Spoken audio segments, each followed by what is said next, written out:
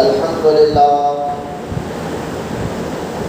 رب العالمین والصلاة والسلام على سید المرسلین وعلى آلہ وصحبہ اجمعین اما بعد وقال اللہ تعالی في القرآن المجید فأعوذ بالله من الشيطان الرجيم بسم الله الرحمن الرحيم يا ويلتى ليتني لم أتخذ فلانا خليلا آمنت بالله صدق الله العلي العظيم وقال الله تعالى بشأن حبيبه الكريم إن الله وملائكته يصلون على النبي يا أيها الذين آمنوا صلوا عليه وسلموا تسليما اللهم صل على سيدنا ومولانا محمد معه الجود والكرم وعلى آله وبارك وسلم صلاة وسلام عليك يا رسول الله صلی اللہ تعالی علیہ وآلہ وصحبہ وسلم اما بعد ہر تعریف اور بڑائی صرف اللہ تعالی کے لیے ہے جو سارے جہان کا مالک ہے، مختار ہے اور جو سارے جہان کا پالنہار ہے۔ میں اس بات کی گواہی دیتا ہوں کہ اللہ تعالی کے سوا کوئی عبادت کے لائق نہیں، وہ ایک ہے، اس کا کوئی ساتھی اور شریک نہیں۔ اور میں اس بات کی بھی گواہی دیتا ہوں کہ آپ کے ہمارے پیارے آقا اور مولا حضور قرنور رحمت کونین حضرت سیدنا محمد مصطفیٰ احمد مشتبہ صلی اللہ تعالی علیہ وآلہ وصحبہ وسلم اللہ تعالیٰ کے آخری رسول اور اس کی برگزیدہ بندے ہیں۔ اللہ تعالیٰ حضور اکرم نور مجسم رحمت عالم صلی اللہ علیہ وآلہ وصحبہ وسلم پر، اہل بیت، صحابہ کرام، تابعین اور تبع تابعین، اولیاء امت پر قیامت تک بکثرت رحمتی اور برکتی نازل فرماتا رہے، آمین۔ محبت سے ایک مرتبہ درود پاک پڑھیں، اللہم صلی علی سیدنا مولانا محمد وعلی آلہ وصحبہ افضل صلواتک وعدد معلوماتک وبارک وسلم صلاۃ وسلام علیک یا رسول اللہ صلی اللہ تعالی علیہ وآلہ وصحبہ وسلم اما بعد۔ معزز سامعین، السلام علیکم ورحمۃ اللہ وبرکاتہ۔ یہ ذی الحج کا مبارک مہینہ اور اس کا یہ دوسرا جمعہ ہے۔ گزشتہ جمعہ ہمارا دوست سیدنا ابراہیم علیہ السلام اور قربانی کی حقیقت پر دوسرا پارٹ تھا، اور الحمدللہ وہ بیان ہوا اور انٹرنیٹ پر اس کا اپلوڈ بھی ہو چکا ہے۔ آج کا یہ جمعہ انشاءاللہ جو آیت مبارکہ میں نے 22ویں پارے کی سورۃ فرقان کی ایک آیت پڑھنے کا شرف حاصل کیا ہے۔ خبر اس آیت کے متعلق کچھ باتیں آپ کے سامنے رکھوں۔ آئیے سب سے پہلے ہم سب کے پیارے آقا قریب رحمت کونین صلی اللہ علیہ وسلم کی بارگاہ اقدس میں درود پاک پڑھنے کی اہمیت فضیلت کو سنیں، تاکہ اللہ تعالیٰ درود پڑھنے کا جذبہ اور شوق ہمیں عطا فرمائے۔ درود پاک کے متعلق کئی احادیث موجود ہے، اور ان احادیث مبارکہ میں سے ایک حدیث پاک میں آتا ہے، اللہ کے رسول صلی اللہ علیہ وسلم نے ارشاد فرمایا، جو دنیا میں مجھ پر کثرت سے درود پڑھتا ہے، یعنی زیادہ درود پڑھتا ہے، قیامت کے دن وہ مجھے سب سے زیادہ قریب رہے گا۔ سبحان اللہ۔ یعنی درود جو دنیا میں زیادہ پڑھتا ہے، کثرت سے پڑھتا ہے، وہ قیامت کے دن میرے اور ان کے پیارے آقا رحمت اللہ صلی اللہ علیہ وسلم کو اپنے قریب کریں گے۔ قریب کرنے کا مراد یہی ہے کہ سرکار علیہ السلام کو جنت میں داخل فرمائے۔ درود پاک کی بے شمار فضائل احادیث پاک میں موجود ہے، جہاں ہر جمعہ الحمدللہ ہم درود پاک کی فضیلت سنتے ہیں۔ میں اکثر یہ کہتا ہوں درود پڑھنے سے اللہ تعالیٰ نیکیاں بھی عطا فرماتا ہے، درود پڑھنے والوں کو اللہ گناہ بھی معاف فرماتا ہے، درود پڑھنے والوں کو اللہ تعالیٰ درجات کو بھی بلند فرماتا ہے۔ درود پاک کا ایسا وظیفہ ہے جس کے پڑھنے سے اللہ تعالیٰ مصیبتوں، پریشانیوں، مشکلوں کو بھی آسان کر دیتا ہے۔ درود پاک ایک ایسا وظیفہ ہے دنیا کی مشکل کے ساتھ ساتھ قبر میں آنے والے وقت میں نکیرین کے سوالات بھی آسان کر دیے جاتے ہیں درود پڑھنے والوں کے، اور قبر میں بھی اس کو راحت ملتی ہے۔ اور درود پاک ایک ایسا وظیفہ ہے جو قیامت کے دن بھی اللہ تعالیٰ درود پڑھنے والے کو حضور کے صدقے میں جنت میں عطا فرمائے گا۔ لہٰذا درود پاک کے بے شمار فضائل دنیا میں بھی، قبر میں بھی، آخرت میں بھی کام آتے ہیں۔ تو اس لیے میں اکثر جب بھی بیان شروع کرتا ہوں تو سب سے پہلے درود پاک کے بارے میں ہی آپ کو سناتا ہوں تاکہ اللہ تعالیٰ آپ کو جذبہ اور شوق عطا فرمائے۔ بڑی عقیدت اور محبت کے ساتھ آپ درود پڑھتے رہیے، اس کی برکتیں آپ کو خود سمجھ میں آئیں گے۔ اللہ تعالیٰ سے دعا رکھتا ہوں آپ تمام کو کہنے سننے سے زیادہ عمل کی توفیق عطا فرمائے۔ آئیے محبت اور عقیدت کے ساتھ ہم سب کے پیارے آقا رحمت العالمین صلی اللہ علیہ وآلہ وصحبہ وسلم کی بارگاہ اقدس میں درود پاک کا نذرانہ پیش کریں۔ سو کر پڑھی اللہم صلی علی سیدنا و مولانا محمد معدن الجود والکرم وعلی آلہ وبارک وسلم صلاۃ و سلام علیک یا رسول اللہ صلی اللہ تعالی علیہ وآلہ وصحبہ وسلم۔ آج جو میرا عنوان ہے، جو میرا ٹاپک ہے وہ یہ ہے کہ اچھے لوگوں کی سنگت اختیار کریں۔ برے دوستوں کا اثر کیا ہوتا ہے اور اچھے دوستوں کے متعلق قرآن میں کیا حکم آیا ہے، حدیث میں کیا حکم آیا ہے، اور برے لوگوں کے متعلق قرآن میں کیا حکم آیا ہے، حدیث میں کیا حکم آیا ہے۔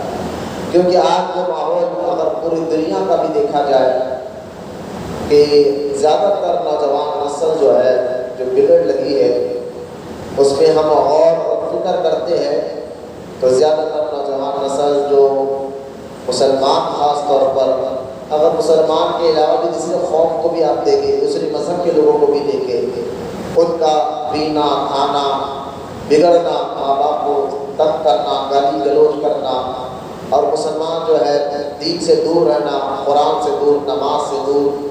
آج جو ماحول بن چکا ہے کہ آج نوجوان جو ہے جمعوں کے اڈوں پر بیٹھنے چاہتا ہے، زنا کے اڈوں پر بیٹھنا چاہتا ہے، تھیٹروں میں 3-3 گھنٹے بیٹھتے ہیں، لیکن وہی مسجد میں بیٹھنا، جمعے کا بیان سننا، نماز جمعہ ادا کرنا، پھر 5 ٹائم کی نماز پڑھنا، بس 10-15 منٹ کا یہ واقعہ عام نمازوں میں ہوتا ہے جمعہ کو چھوڑ کر۔ اگر جمعہ چھوڑ کر آپ دیکھیں فجر، ظہر، عصر، مغرب، عشاء، تو اس میں سیدھا زیادہ سے زیادہ 15 منٹ لگتے ہیں سنت و فرض کے ساتھ۔ جمعہ کی نماز میں کہیں پر بیان مختص ہوتا ہے، کئی مسجدوں میں، تو کئی مسجدوں میں بیان طویل ہوتا ہے۔ اور میری عادت ہے، میں اکثر کہتا ہوں کہ آپ جو دور چل رہا ہے خطبہ حضرات سے میں کہتا ہوں کہ بیان تھوڑا سا طویل کریں۔ عوام دین سے دور ہے، مسلمان دین سے دور ہے، تاکہ جمعہ کے دن لوگ سننے کے لیے آتے ہیں، سمجھنے کے لیے آتے ہیں، تو بیان تھوڑا سا طویل رہا تو ان کو دین سمجھ میں آئے گا، آنے والی نسل کو اچھی طرح دین سمجھ میں آئے گا۔ تو اللہ غرض جمعہ کی نماز میں زیادہ لگتا ہے، اس کے علاوہ اور نمازوں میں زیادہ سے زیادہ 15 منٹ کی نماز ہو جاتی ہے۔ لیکن آج دیکھیں نوجوان نسل زیادہ تر ہوٹلوں میں بیٹھیں گے، چبوتروں پر بیٹھیں گے، تھیٹروں میں بیٹھیں گے، جو یا شراب کے اڈوں پر بیٹھیں گے، لیکن نماز کے لیے دل نہیں لگتا، مسجد میں آٹھنے پہ بیٹھنے کو دل نہیں لگتا۔ یہ حال ہو گیا ہے۔ پھر دھیرے دھیرے یہ حال، پھر وہ ان کی عادتیں اتنی بگڑ جاتے ہیں، پھر ماں باپ سے بدسلوکی کرنا، ماں باپ کو گالیاں دینا، پھر یہاں تک کہ معاملہ پیدا ہو جاتا ہے کہ وہ نشے کی عادت میں اور عجیب عجیب قسم کے نشے نکل گئے ہیں، شراب کے علاوہ بھی۔ تو لہٰذا یہ عجیب عجیب نشیاڑی بن جاتے ہیں، نشے کے میں دھت ہو جاتے ہیں، پھر ماں یہاں تک کہ پھر نہ ان کو ماں نظر آتی ہے نہ بہن نظر آتی ہے۔ یہ سارے معاملات، یہ حیدرآباد کا ماحول نہیں بلکہ پوری دنیا میں اگر اور کرے تو ایسے معاملات زیادہ تر ہو رہے ہیں۔ تو یہ سارے معاملات کی جو زیادہ وجہ نظر آئی ہے وہ ہے سنگت، دوستی، جو آج نوجوان بگڑ رہے ہیں۔ زیادہ تر نوجوان آپ کو دوستوں کی وجہ سے بگڑتے ہوئے نظر آئے، غلط صحبت کی وجہ سے بگڑتے ہوئے نظر آئے۔ آج غلط عادتیں، غلط سوچ، غلط مزاج نوجوانوں کے بیچ میں آ رہی ہے تو سنگت دیکھ لے، دوستوں کا حال دیکھ لے، یقیناً یا تو ان کے دوست روڈی ہے، یا تو ان کے دوست سود خور ہے، یا تو شرابی ہے، یا تو بے نمازی ہے۔ ایسے لوگوں کی دوستی کو آج پسند کیا جا رہا ہے اور ان کے ساتھ رہنا، ان کے ساتھ اٹھنا، ان کے ساتھ بیٹھنے کو بہت پسند کیا جا رہا ہے۔ ایسا فتنوں کا دور چل رہا ہے، لہٰذا آج یہ سارے ماحول کو دیکھتے جو نوجوان نسل بگڑ لگی ہے، جو دور حاضر میں خاص طور حیدرآباد میں آپ دیکھیں، اگر آپ لوگ نیوز پڑھتے ہیں، نیوز دیکھتے ہیں تو دیکھنا بھی چاہیے، خاص طور حیدرآباد کا ماحول آپ دیکھیں کہ کس طرح صرف 24 گھنٹے کے اندر 4 قتل کے برادر ہوئے، واردات یعنی 4 قتل ہوئے حیدرآباد میں 24 گھنٹے کے اندر۔ تو اس طرح کا ماحول جو بچ رہا ہے، اور جب ان بچوں کو جو مرے ہیں ان بچوں کے بارے میں جب نیوز کے ذریعے اور پیپر کے ذریعے پڑھا سمجھا تو زیادہ تر وہ بچے غلط دوستانوں کی وجہ سے بگڑے ہیں، غلط دوستوں کی وجہ سے بگڑے ہیں۔ ماں باپ تو پریشان ہے ہی، اچانک پھر وہی دوست جن کے ساتھ اٹھتے بیٹھتے کھاتے پیتے تھے وہی دوست لے جا کر ان کا قتل بھی کر رہی ہے، ان کو مار بھی رہی ہے۔ تو لہٰذا ساری باتیں کہ آج جو حالات چل رہے ہیں دنیا بھر میں اور حیدرآباد پٹن میں بھی غلط سنگت، غلط دوستانہ جو آج ہمارے نوجوان نسل کو بگاڑ کر رکھ رہا ہے۔ اس لیے جو قرآن ہے، قرآن ہے کیا؟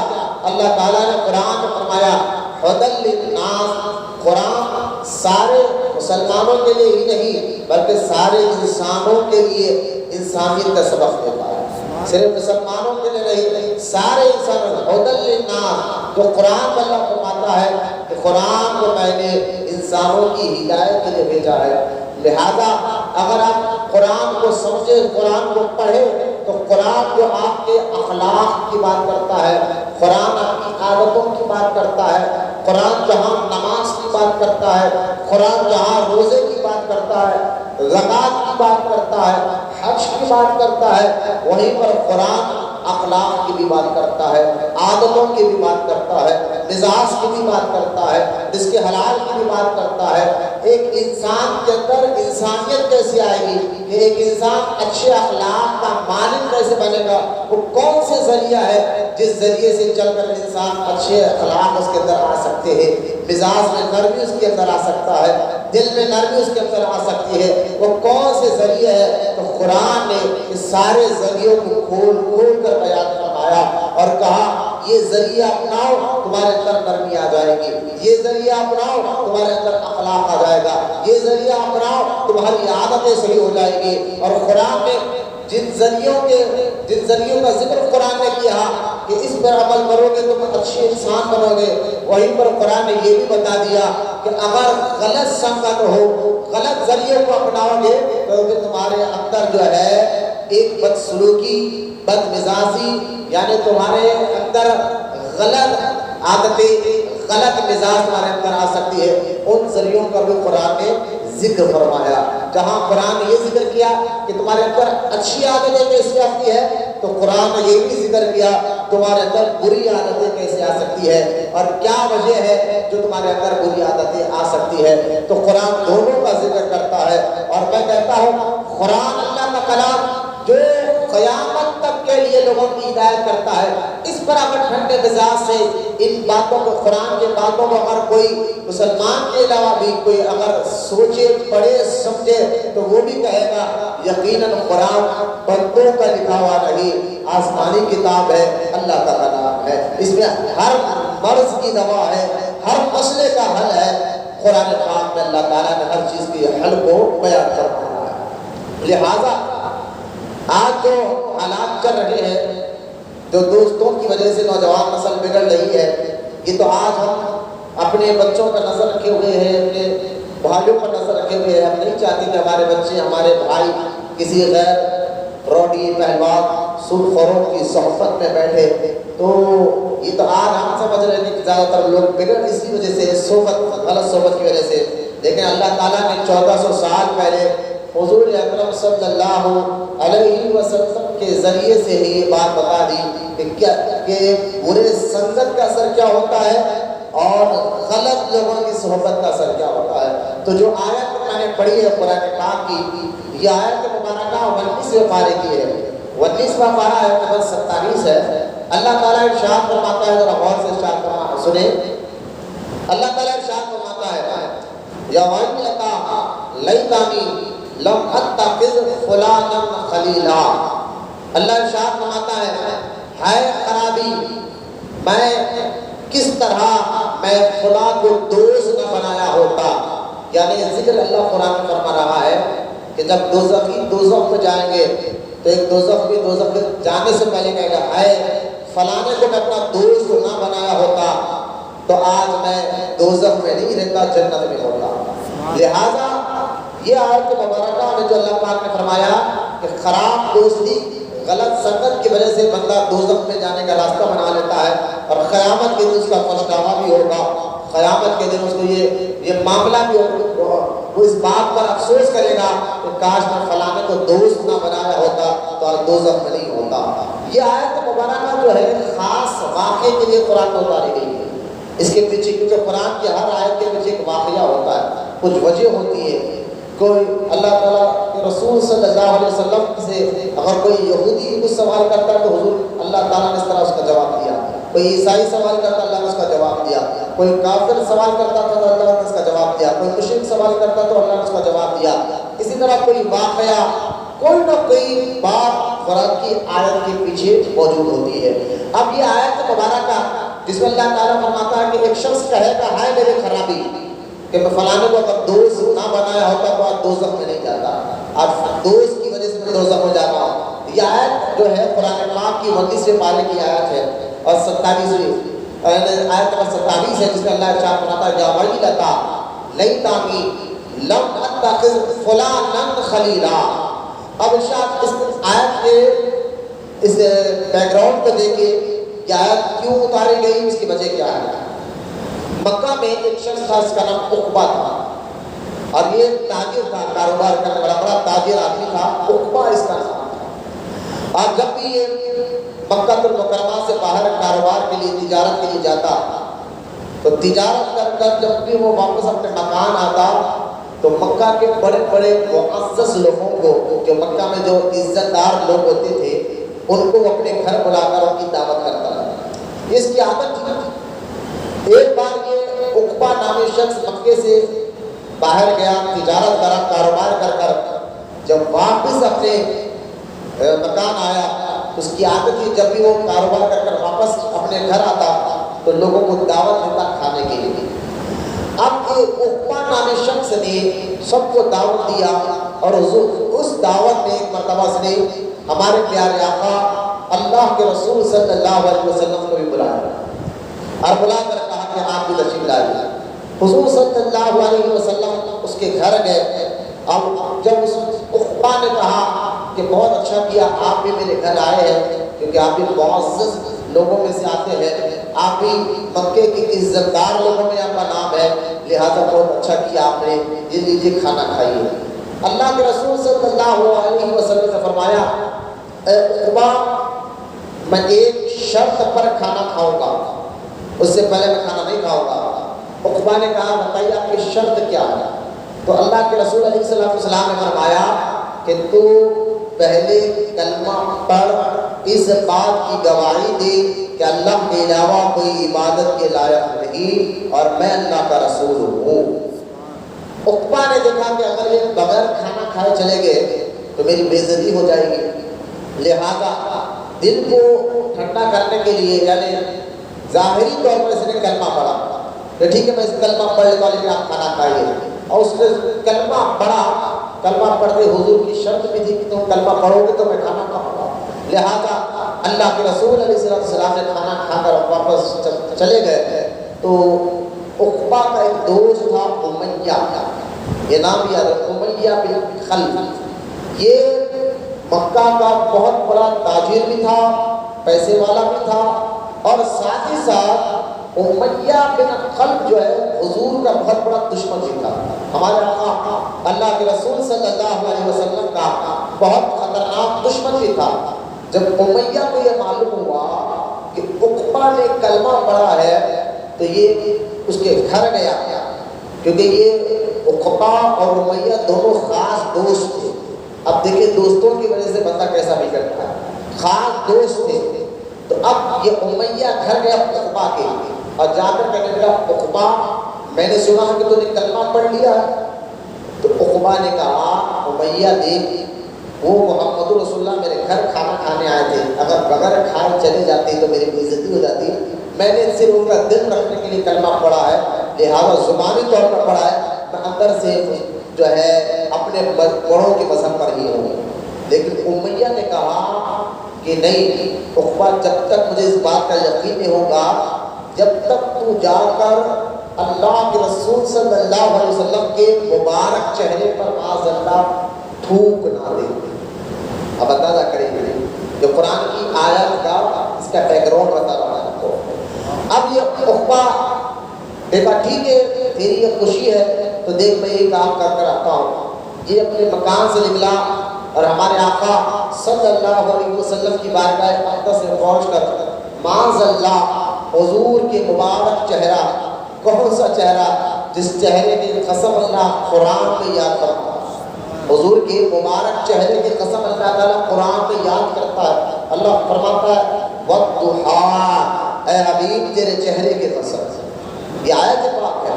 لہذا جس طرح وہ شخص آیا عقبہ آ کر حضور صلی اللہ علیہ وسلم کی طرف تھوکا، لیکن اللہ کی قدرت دیکھے کہ اس کے تھوک کو اللہ تعالیٰ نے ہوا ہی میں پلٹا کر اس کے منہ پر ہی گرا دیا۔ وہ گیا حضور علیہ السلام کے مبارک چہرے پر تھوکنے، لیکن وہ تھوک پلٹ کر اس کے چہرے پر آیا۔ اچھا ٹھیک ہے، ایک بندہ اگر تھوکا اس کے چہرے پر آیا، آپ سوچئے ذرا اگر تھوک اپنے جسم پہ لگے تو ہمیں کوئی تکلیف نہیں ہوتی، کوئی جلن نہیں ہوتی، لیکن اللہ تعالیٰ نے عقبہ کے تھوک میں جلن پیدا کر دی۔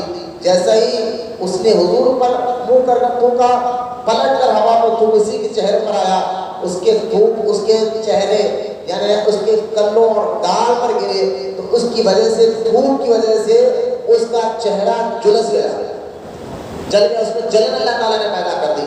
یعنی تو میرے حبیب کے مبارک چہرے پر تھوکے گا، میں تیرے بھی اوپر اس کا اپنی قدرت کا جلوہ دکھاتا ہوں، لہٰذا اس کا چہرہ جل گیا۔ تب بھی یہ واقعہ دیکھ کر بھی عقبہ ایمان نہیں لایا، کیوں؟ دوست کی وجہ سے، وہ امیہ کی وجہ سے، امیہ کو خوش رکھنا چاہتا تھا، لہٰذا اب وہ مر گیا۔ قیامت کے دن جب عقبہ کو دوزخ میں ڈالا جائے گا تب یہ کہے گا ہائے کاش میں امیہ کو اپنا دوست نہ بنایا ہوتا تو آج دوزخ میں نہیں جنت میں ہوتا، حضور کی بات مان لیا ہوتا۔ تو یہ واقعے کا ذکر کرتے ہوئے قرآن میں اللہ تعالیٰ نے یہ آیت مبارکہ نازل فرمائی، یا ویلتا لیتانی لم اتخذ فلانا خلیلا، کہ ہائے میری خرابی، وہ کہے گا ہائے میری خرابی، کاش میں اس کو دوست نہ بنایا ہوتا، امیہ کو دوست نہ بنایا ہوتا تو آج میں جنت میں ہوتا۔ تو یہ آیت مبارکہ میں علماء کرام بیان فرماتے ہیں، بزرگان دین بیان فرماتے ہیں کہ سنو، مفسرین کہتے ہیں یہ آیت تو ایک خاص واقعے کی طرف اتری ہے، لیکن اس آیت میں حکم عام ہے۔ مطلب کیا ہے؟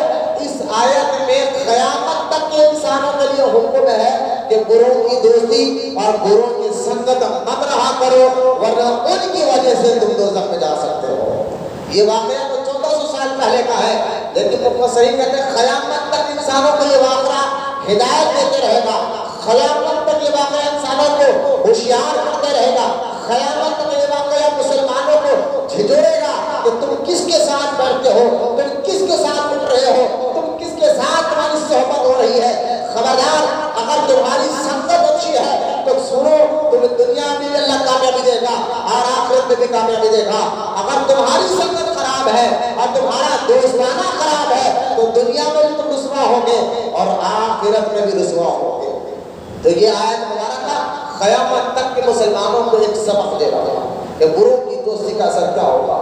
اور دوسری بات یاد رکھیں آپ، قرآن پاک میں اور جگہ اللہ تعالیٰ نے ارشاد فرمایا یا ایھا الذین آمنوا، اے ایمان والو، اتقوا اللہ، اللہ سے ڈرو، وکونوا مع الصادقین، اور میرے سچے بندوں کی صحبت میں رہا کرو۔ جہاں یہ ایک آیت میں کہہ رہا ہے کہ بروں کی صحبت میں مت رہو، ان کو دوست نہ بناؤ، تو وہاں پر قرآن یہ بھی کہہ رہا ہے اچھوں کی صحبت میں رہا کرو۔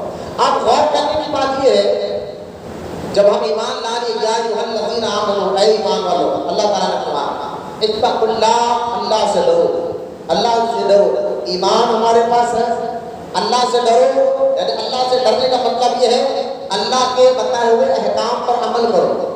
جو بندہ جس بندے کے دل میں اللہ کا خوف ہوتا ہے، اللہ کا ڈر جس کے دل میں ہوتا ہے، پھر وہ بے نمازی نہیں ہوتا، وہ جو ہے اللہ کی نافرمانی نہیں کرتا، خوف اپنا کام کرتا ہے۔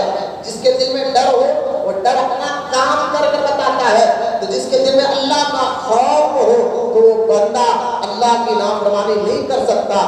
تو یہ آیت مبارکہ میں ایمان تو لا لیے، لیکن ہمارا کام کیا؟ ایمان لایا، ٹھیک، ایمان ہمارے پاس آ گیا الحمدللہ، اللہ کے فضل کرم سے، پھر ہم عمل بھی کر رہے ہیں، نماز بھی پڑھ رہے ہیں، روزہ بھی رکھ رہے ہیں، حلال روٹی بھی کما رہے ہیں، نیکیاں بھی کر رہے ہیں، ماں باپ کا بھی حق ادا کر رہے ہیں، بیوی بچوں کا بھی حق ادا کر رہے ہیں، یہ سارے نیکیاں ہیں، سارے کام ہم کر رہے ہیں۔ جب ایمان ہمارے پاس ہے، سارے اچھائی کے کام ہم کر رہے ہیں، تو پھر بات ختم کرنی چاہیے تھی کہ ہاں اب تم کامیاب ہو جاؤ گے، اب تم جو ہے دنیا میں بھی کامیاب ہوگے، آخرت میں بھی کامیاب ہوگے، کیونکہ تمہارے پاس ایمان بھی ہے اور تم نیک بھی ہوگے، تم اچھے کام بھی کر رہے ہو، نیک عمل بھی کر رہے ہو۔ لیکن بات اللہ تعالیٰ نے ختم نہیں کی، اس آیت کی ترتیب پر غور کریں، ایک کے بعد رک رک کر اس آیت کو سمجھیے۔ پہلی آیت میں اللہ تعالیٰ نے فرمایا یا ایھا الذین آمنوا، اے ایمان والو، ٹھیک ہے تم ایمان لا لیے، اتقوا اللہ، اللہ سے ڈرو، مطلب کیا ہے؟ نیکیوں پر عمل کرو، اللہ کے بتائے طریقے پر عمل کرو۔ چلو بندہ وہ بھی کر رہا ہے الحمدللہ، وہ بھی نماز پڑھ رہا ہے، روزہ رکھ رہا ہے، عبادت کر رہا ہے، سارے وہ کام کر رہا ہے جس کام سے اللہ راضی ہوگا، لیکن اللہ تعالیٰ بات ختم کرنا چاہیے، ٹھیک ہے ایمان لا لیے ہو، اچھے کام کر رہے ہو، اب تم کامیاب ہے، نہیں، ایسا نہیں کیا اللہ تعالیٰ نے، بلکہ اور آگے ایک اور آیت مبارکہ اتار دی اور فرمایا ایمان تو لائے ہو، اچھے کام کر رہے ہو، پھر بھی وَقُولُوا مَعَ الصَّادِقِينَ، میرے سچوں کے ساتھ رہا کرو، سچے بندوں کے ساتھ رہا کرو۔ اس سے آپ اندازہ کریں اچھوں کی صحبت، اچھوں کی سنگت جو ہے بندے کو دنیا میں بھی کامیابی دلاتی ہے اور آخرت میں بھی کامیابی دلاتی ہے۔ اب یہ آیت مبارکہ ذہن میں رکھے، جہاں میں نے پھر کہا آج جو معاملات نوجوان بگڑ رہے ہیں برے دوستوں کی وجہ سے، تو برے دوستوں کی وجہ سے سنگت اگر اچھی اختیار کرے تو پھر اللہ تعالیٰ اچھوں کے صدقے میں اس کو بھی اچھا بنا دیتا ہے، اس کے گناہ کو بھی معاف کرتا ہے۔ جیسا کہ صحیح مسلم کتاب التوبہ میں ایک حدیث پاک ہے مسلم شریف میں کہ اللہ کے رسول صلی اللہ علیہ وسلم ایک واقعہ اپنے صحابہ کے سامنے سنا رہے ہیں۔ حضور فرماتے ہیں علیہ السلام کہ بنی اسرائیل کے دور میں ایک آدمی تھا، اس کی صحبت اچھی نہیں تھی، سنگت اچھی نہیں تھی، عادتیں اچھی نہیں تھی، یہاں تک کہ اس آدمی نے 99 لوگوں کا قتل کیا، 99 لوگوں کا قتل کیا، 99 لوگوں کا۔ اب 99 لوگوں کو قتل کرنے کے بعد کیونکہ صحبت اچھی نہیں تھی، عادتیں اچھی نہیں تھی، بگڑ گیا، اتنے قتل اس نے کر دیے۔ قتل کرنے کے بعد اس نے کیا کیا؟ ایک عابد کے پاس گیا، عبادت گزار نمازی آدمی کے پاس، عبادت گزار کے پاس گیا اور جا کر کہنے لگا کہ دیکھ میں نے 99 لوگوں کا قتل کیا، کیا ایسے معاملات میں بھی اللہ معاف کرے گا؟ اگر میں توبہ کرتا ہوں تو اللہ معاف کرے گا؟ تو اس لیے میں اکثر کہتا ہوں بوڑھوں کو، بچوں کو، نوجوانوں کو عبادت سیکھنی پڑتی ہے، عبادت جو ہے نا سیکھنی پڑتی ہے، اور اس کو سیکھنا کیا ہے؟ علم دین حاصل کرنا۔ پہلے نماز سیکھ کر پڑھو تو اس کا اثر جسم پر ہوتا ہے، روزے کے بارے میں سیکھنا پڑتا ہے، طہارت کے بارے میں سیکھنا پڑتا ہے، وضو کے بارے میں سیکھنا پڑتا ہے۔ صرف دیکھنے سے کوئی دین نہیں سیکھ سکتا، صرف دیکھنے سے کوئی دین نہیں سمجھ سکتا۔ آج زیادہ تر لوگ جو غلطیاں کر رہے آپ نے دیکھا ہوگا کہ بندہ کئی سال سے نماز پڑھ رہا ہے لیکن سود کا کاروبار بھی کرتا ہے، کئی سال سے عبادت کر رہا ہے لیکن اس کے حرکتیں دیکھے، اس کی عادتیں دیکھے کہ لوگوں کو لوٹنا، ان کے مال لوٹنا، ان کے زمینوں کو قبضہ کرنا، ہڑپنا، آپ کہیں گے مولانا والا بندہ تو نماز میں پہلی سب میں نظر آتا لیکن مارکیٹ میں اس کی عادتیں کیسی ہے کہ لوگوں کو ڈبانا، پیسے کھا جانا. ٹھیک ہے، بندہ نماز پڑھ کر بھی کیوں نہیں سدھر رہا ہے؟ تو اصل میں نماز میں کوئی خرابی نہیں ہے، نماز پڑھنے والے نے نماز کو سیکھی نہیں ہے.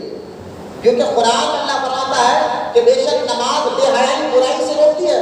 تو پہلے آپ نماز سیکھو گے تو نماز کا جو روحانی اثر ہے نا وہ آپ کے جسم پر بھی آتا ہے، آپ کے اخلاق، آپ کے مزاج میں بھی اترتے ہیں. لیکن ہم نے نماز سیکھا نہیں. قیامت تک حضور علیہ السلام فرماتے ہیں قیامت کے قریب جب ایسے لوگ نظر آئیں گے آپ دیکھیں اس کی نشانی آپ کو ملیں گے. حضور نے فرمایا قیامت کی نشانیوں میں سے ایک نشانی یہ ہے کچھ ایسے لوگ ہوں گے 60 سال کی عمر تک نماز پڑھتے رہیں گے.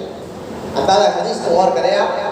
سرکار نے فرمایا قیامت کی نشانیوں میں سے ایک نشانی یہ ہے جب ایسے لوگوں کو تم دیکھ لو تو سمجھ جاؤ کہ قیامت قریب آ گئی. ان قیامت کی نشانیوں میں سے ایک نشانی حضور فرماتے ہیں 60 سال کی عمر تک وہ نماز پڑھتے رہیں گے لیکن اللہ تعالیٰ ان کی نمازوں کو قبول نہیں کرے گا. صحابہ نے پوچھا یا رسول اللہ صلی اللہ علیہ وسلم وہ کیوں؟ تو سرکار نے فرمایا نماز پڑھی جا رہی ہے لیکن اللہ قبول نہیں کرتا. ذرا سوچنے کی بات ہوگی 60 سال کی عمر تک پڑھ رہا کرتا لیکن اللہ نے قبول نہیں فرمایا. صحابہ نے پوچھا حضور وہ کیوں؟ فرمایا اس لیے کہ نہ اس کا رکوع صحیح ہوگا نہ اس کا سجدہ صحیح ہوگا. یعنی رکوع کیسا کرنا ہے یہ بھی نہیں جانتا ہوں، سجدہ کیسا کرنا ہے. میں نے اپنی آنکھوں سے کئی بڑے لوگوں کو، نوجوانوں کو دیکھا ہے سجدے میں پورے انگوٹھے ہوا میں اڑے ہوئے ہیں جبکہ سجدہ نہیں ہوتا. سجدے میں 7 ہڈیوں کا ٹکنا فرض ہوتا ہے. جب بندہ سجدے میں ہوتا ہے نا سجدے میں 7 ہڈی ہوتے ہیں جس کا سجدے میں ہر مسلمان کو 7 ہڈی کیا ہے اس کا زمین پر ٹکنا فرض ہوتا ہے. خالی نماز فرض نہیں تو نماز کے اندر بھی کچھ فرض چیزیں ہیں جو سیکھنا. تو لہٰذا کئی لوگوں کو دیکھا کہ جب بندہ سجدے میں ہوتا ہے تو اس کے انگوٹھے کا پیٹ 5 یہ پیر کے 5 انگلی یہ پیر کے 5 انگلی یہ 10 انگلیوں کا پیٹ زمین پر لگے رہنا.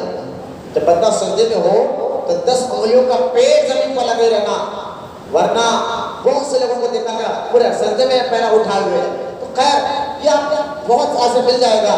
تو جو لوگ ایسی نماز پڑھتے ہیں نہ رکوع کرنا آتا ہے نہ سجدہ کرنا آتا ہے تو پھر اس نماز کا اثر اس کی مزاج میں کیسے اترے گا، اس نماز کا اثر اس کی روح میں کیسے اترے گا، پھر وہ بندہ کیا اچھی عادتیں بنائے گا.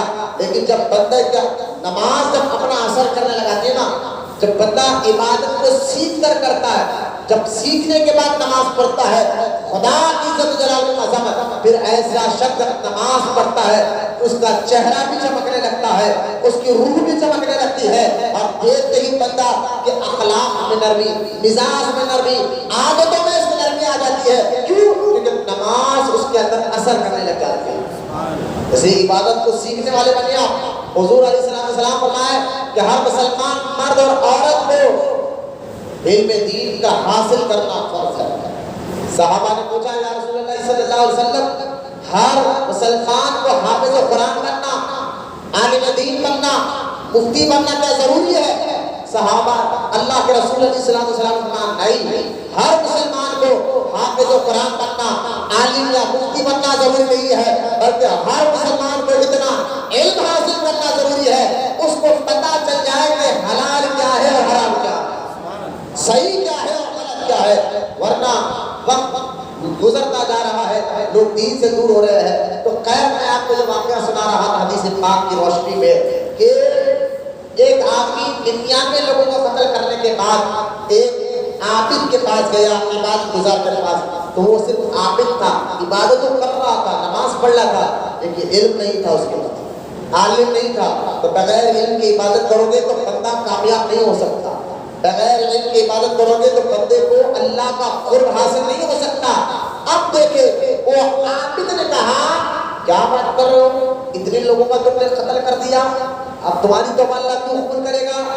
اس عابد نے اس قاتل کو کئی باتیں کر دی تو اس کو اتنا غصہ آیا کہ اس نے اس عابد کا بھی قتل کر دیا. 99 آدمی سے ایک اور قتل ہو گیا تو 100 آدمی، 99 لوگوں کا قتل، ایک اور آدمی قتل کر دیا. 100 آدمیوں کا جب قتل ہو گیا پھر وہ کیونکہ گناہگار تھا غلطوں کی صحبت میں بیٹھ رہا تھا. اب دیکھیں میں اچھوں کی صحبت، آج میرا ٹاپک ہے اچھے دوست، یہ میرا ٹاپک ہے سمجھانے کے لیے حدیث سنا رہا ہوں. اب وہ آدمی جو ہے پھر اس کے دل میں گرمی تھی، پھر وہ گیا عالم دین کے پاس، بنی اسرائیل کی بات ہے، عالم دین کے پاس گیا اور جا کر کہنے لگا میرا فون اندر رکھیے، فون اندر رکھیے اور دوبارہ جا کر دیکھ لیا جو بھی دیکھ لیا. درود پاک پڑھیے. مسجد ہے، مسجد کے ساتھ اندر فیصلہ خیال رکھیں، محبت سے درود پاک پڑھیے. اللہم صلی علی سیدنا مولانا محمد محمد الجود والکرم علی آلہ وبارک وسلم. صلاۃ و سلام علیک یا رسول اللہ. بلا وجہ ٹیکا لگا کے مت بیٹھیے، بلا وجہ اگر کمر میں درد ہے، ہاتھ پیر میں درد ہے تو بیٹھ سکتے ہیں. یہ اللہ کا گھر ہے، جیسا چاہے ایسا نہیں بیٹھ سکتے. عزت کرے، عزت کرے اللہ کے گھر، مسجدوں کی عزت کرے. ہاں پیٹھ میں درد، کچھ مار لگا ہوا ہے تو بالکل بیٹھ سکتے، کوئی مسئلہ نہیں. لہٰذا یہ ساری چیزیں کیا ہے، اچھوں کی دوستی کی تو پتہ چلے گا کہ ساری باتیں. ہمارے سنگت دوڑیا، پہلوانا، سود خورا، ان لوگوں کی صحبت ہماری زیادہ ہو رہی ہے آج کل. آج جو قتل غارت گری حیدرآباد میں بھی ہو رہی ہے سنگت وجہ، دوستی وجہ ہے. قرآن بھی کہتا ہے قیامت کے دن یہ لوگ کہیں گے ہائے ہماری خرابی، دوستوں کی وجہ سے ہم دوزخ میں جا رہے ہیں. یہ قرآن کی آیت ہے، سورہ فرقان 32واں پارہ 27 آیت نمبر 27 جو آیت میں نے پڑھی ہے. تو خیر آپ حدیث مکمل سنیں، آپ جو میں سنا رہا تھا. اب وہ عالم دین کے پاس جا کر کہنے لگا کہ بھائی میں نے 100 آدمیوں کو مارا ہے، کیا اللہ میری توبہ کو قبول کرے گا؟ تو اس عالم دین نے کہا ہاں اللہ غفور رحیم ہے، توبہ ضرور قبول کرے گا، لیکن اس کے لیے ایک کام تجھے کرنا پڑے گا. غور کرے. آپ یہ اس حدیث کو دیکھیں اور کیا پیاری بات اللہ کے رسول نے ہمیں سمجھائی ہے. ہم کہہ رہے ہیں کہ ہم نیک نہیں بن رہے، ہم نمازی نہیں بن رہے، ہم بے نمازی رہ رہے، ہمیں نماز میں دل نہیں لگ رہا، فلاں کام میں دل نہیں لگ رہا. تو میں نے کہا بچوں پہلے یہ دیکھو تمہاری صحبت کس کے ساتھ ہے. آج تم جو ہے نا لٹیروں کے ساتھ تمہارا اٹھنا بیٹھنا ہو رہا ہے تو تمہیں نماز میں کیا دل لگے گا، قرآن پڑھنے میں کیا دل لگے گا. یہ قرآن جو میں نے ابھی آپ کو بتایا کہ قرآن سارے انسانوں کو ہدایت دیتا ہے، صرف مسلمان کو نہیں. اگر قرآن کو دیکھا جائے تو سارے انسان سے سبق کیوں؟ مسلمان تو یہ مانتا ہے کہ قرآن اللہ کا کلام ہے اور اللہ جانتا ہے ہماری مزاج کے بارے میں، ہماری عادتوں کے بارے میں. کیونکہ بھائی میں اکثر ایک مثال دے کر آپ کو سمجھاتا ہوں، کوئی چیز اگر آپ اپنے ہاتھ سے بناتے ہیں تو اس کے بارے میں آپ سے بہتر کوئی اور نہیں جان سکتا. جو چیز کو آپ اپنے ہاتھ سے بناتے ہیں اس کے بارے میں آپ سے بہتر اور کوئی نہیں جان سکتا. تو سارے انسان، ساری کائنات کو بنانے والا اللہ ہے. تو اللہ سے بہتر ہماری مزاج کیسے سدھرے گی، ہماری عادتیں کیسے سدھرے گی، یہ اللہ سے بہتر کوئی نہیں جانتا. اور اس سدھرنے کے ذریعے اللہ تعالیٰ نے بتا دیا، جو قرآن حدیث کے ذریعے بتا دیا گیا ہے. تو لہٰذا آپ دیکھیں وہ بزرگ عالم دین نے کہا اللہ تیرے سارے گناہوں کو معاف کرے گا، 100 آدمیوں کو ہونے والا لیکن معاف کرے گا، لیکن تجھے ایک کام کرنا ہوگا توبہ کے بعد. توبہ تو تم نے کر رہا ہے لیکن اس کے ساتھ ایک کام کرنا ہوگا. اس آدمی نے کہا حضور بتائیے وہ کیا کام میں کروں؟ کہا گرو کی صحبت چھوڑ کر اچھے لوگوں کی صحبت میں جانا ہوگا. آپ دیکھیں حدیث پاک راشد، جب تک بندے کا تو سدھار نہیں آ سکتی. آج ضرورت ہے، ابھی میں آگے حدیثیں بتاؤں گا، اللہ کے رسول صلی اللہ علیہ وسلم نے دوست کیسا ہونا چاہیے اور کیا اس کے اندر کوالٹی ہونا چاہیے، یہ بھی حضور نے بیان کروایا ہے. تو خیر پہلے میں یہ بتانا ثابت کروں کہ صحبت کا اثر ہوتا ہے. لہذا اندازہ کرے کہ اس شخص نے کہا کہ ٹھیک ہے، وہ گھر آیا، توبہ کرے گی اس نے اللہ کی بارگاہ میں. توبہ کرنے کے بعد گھر آیا تو اس کا علاقہ، اس کی سنگت ایسی تھی غلط لوگوں کے ساتھ. اس نے معلوم کیا تو اس کو معلوم ہوا کہ یہاں سے کچھ کلومیٹر، گھر سے کچھ کلومیٹر دور کچھ اللہ کے نیک بندوں کے مکانات ہیں، کچھ اللہ کے نیک بندے وہاں رہتے ہیں. لہذا اب یہ شخص اندازہ کرے 100 آدمیوں کو مارا، قتل کیا، توبہ کی اور گھر آیا، سارا سامان لیا، اپنے مکان اپنے محلے سے نکلا، کچھ دور گیا. حدیث پاک جو صحیح مسلم کتاب الایمان میں حدیث پاک موجود ہے. ابھی اپنے گھر سے کدھر جانے کا ارادہ ہے؟ اچھوں کے محلے میں، اچھوں کی صحبت میں. اپنے مکان سے تھوڑی دور گیا، گر کر مر گیا. ابھی پہنچا نہیں تھا، تھوڑی دور گیا اپنے مکان سے، گر کر مر گیا، انتقال ہو گیا۔ اچانک دوزخ کے فرشتے اس کو آ گئے، اس کی روح ملے کہ ہم اس کو دوزخ میں لے جائیں گے۔ اور یہ کوئی قصہ کہانی نہیں ہے، حدیث پاک ہے۔ ذرا اس حدیث کو ذہن میں رکھیں۔ اب دوزخ کے فرشتے آ گئے تو اسی وقت جو ہے رحمت کے فرشتے بھی آ گئے۔ اب یہ دونوں میں بحث ہو رہی ہے۔ دوزخ کے فرشتے کہتے ہیں کہ ہم اس کو اپنے ساتھ لے جائیں گے، اس نے 100 آدمیوں کو مارا۔ جنت کے فرشتے کہتے نہیں، ہاں یہ 100 آدمیوں کو مارا اس نے ہے، لیکن توبہ کر چکا تھا اور اس نے نیت کر لی تھی کہ غلط صحبت چھوڑ کر اچھوں کی صحبت میں جا رہا تھا، اللہ کے نیک بندوں کی صحبت میں ان کی صحبت اختیار کرنے جا رہا تھا، ہم اس کو جنت میں لے جائیں گے۔ دونوں فرشتوں میں بات ہو رہی تھی، یہاں تک کہ بات اللہ تعالیٰ کی بارگاہ میں گئی۔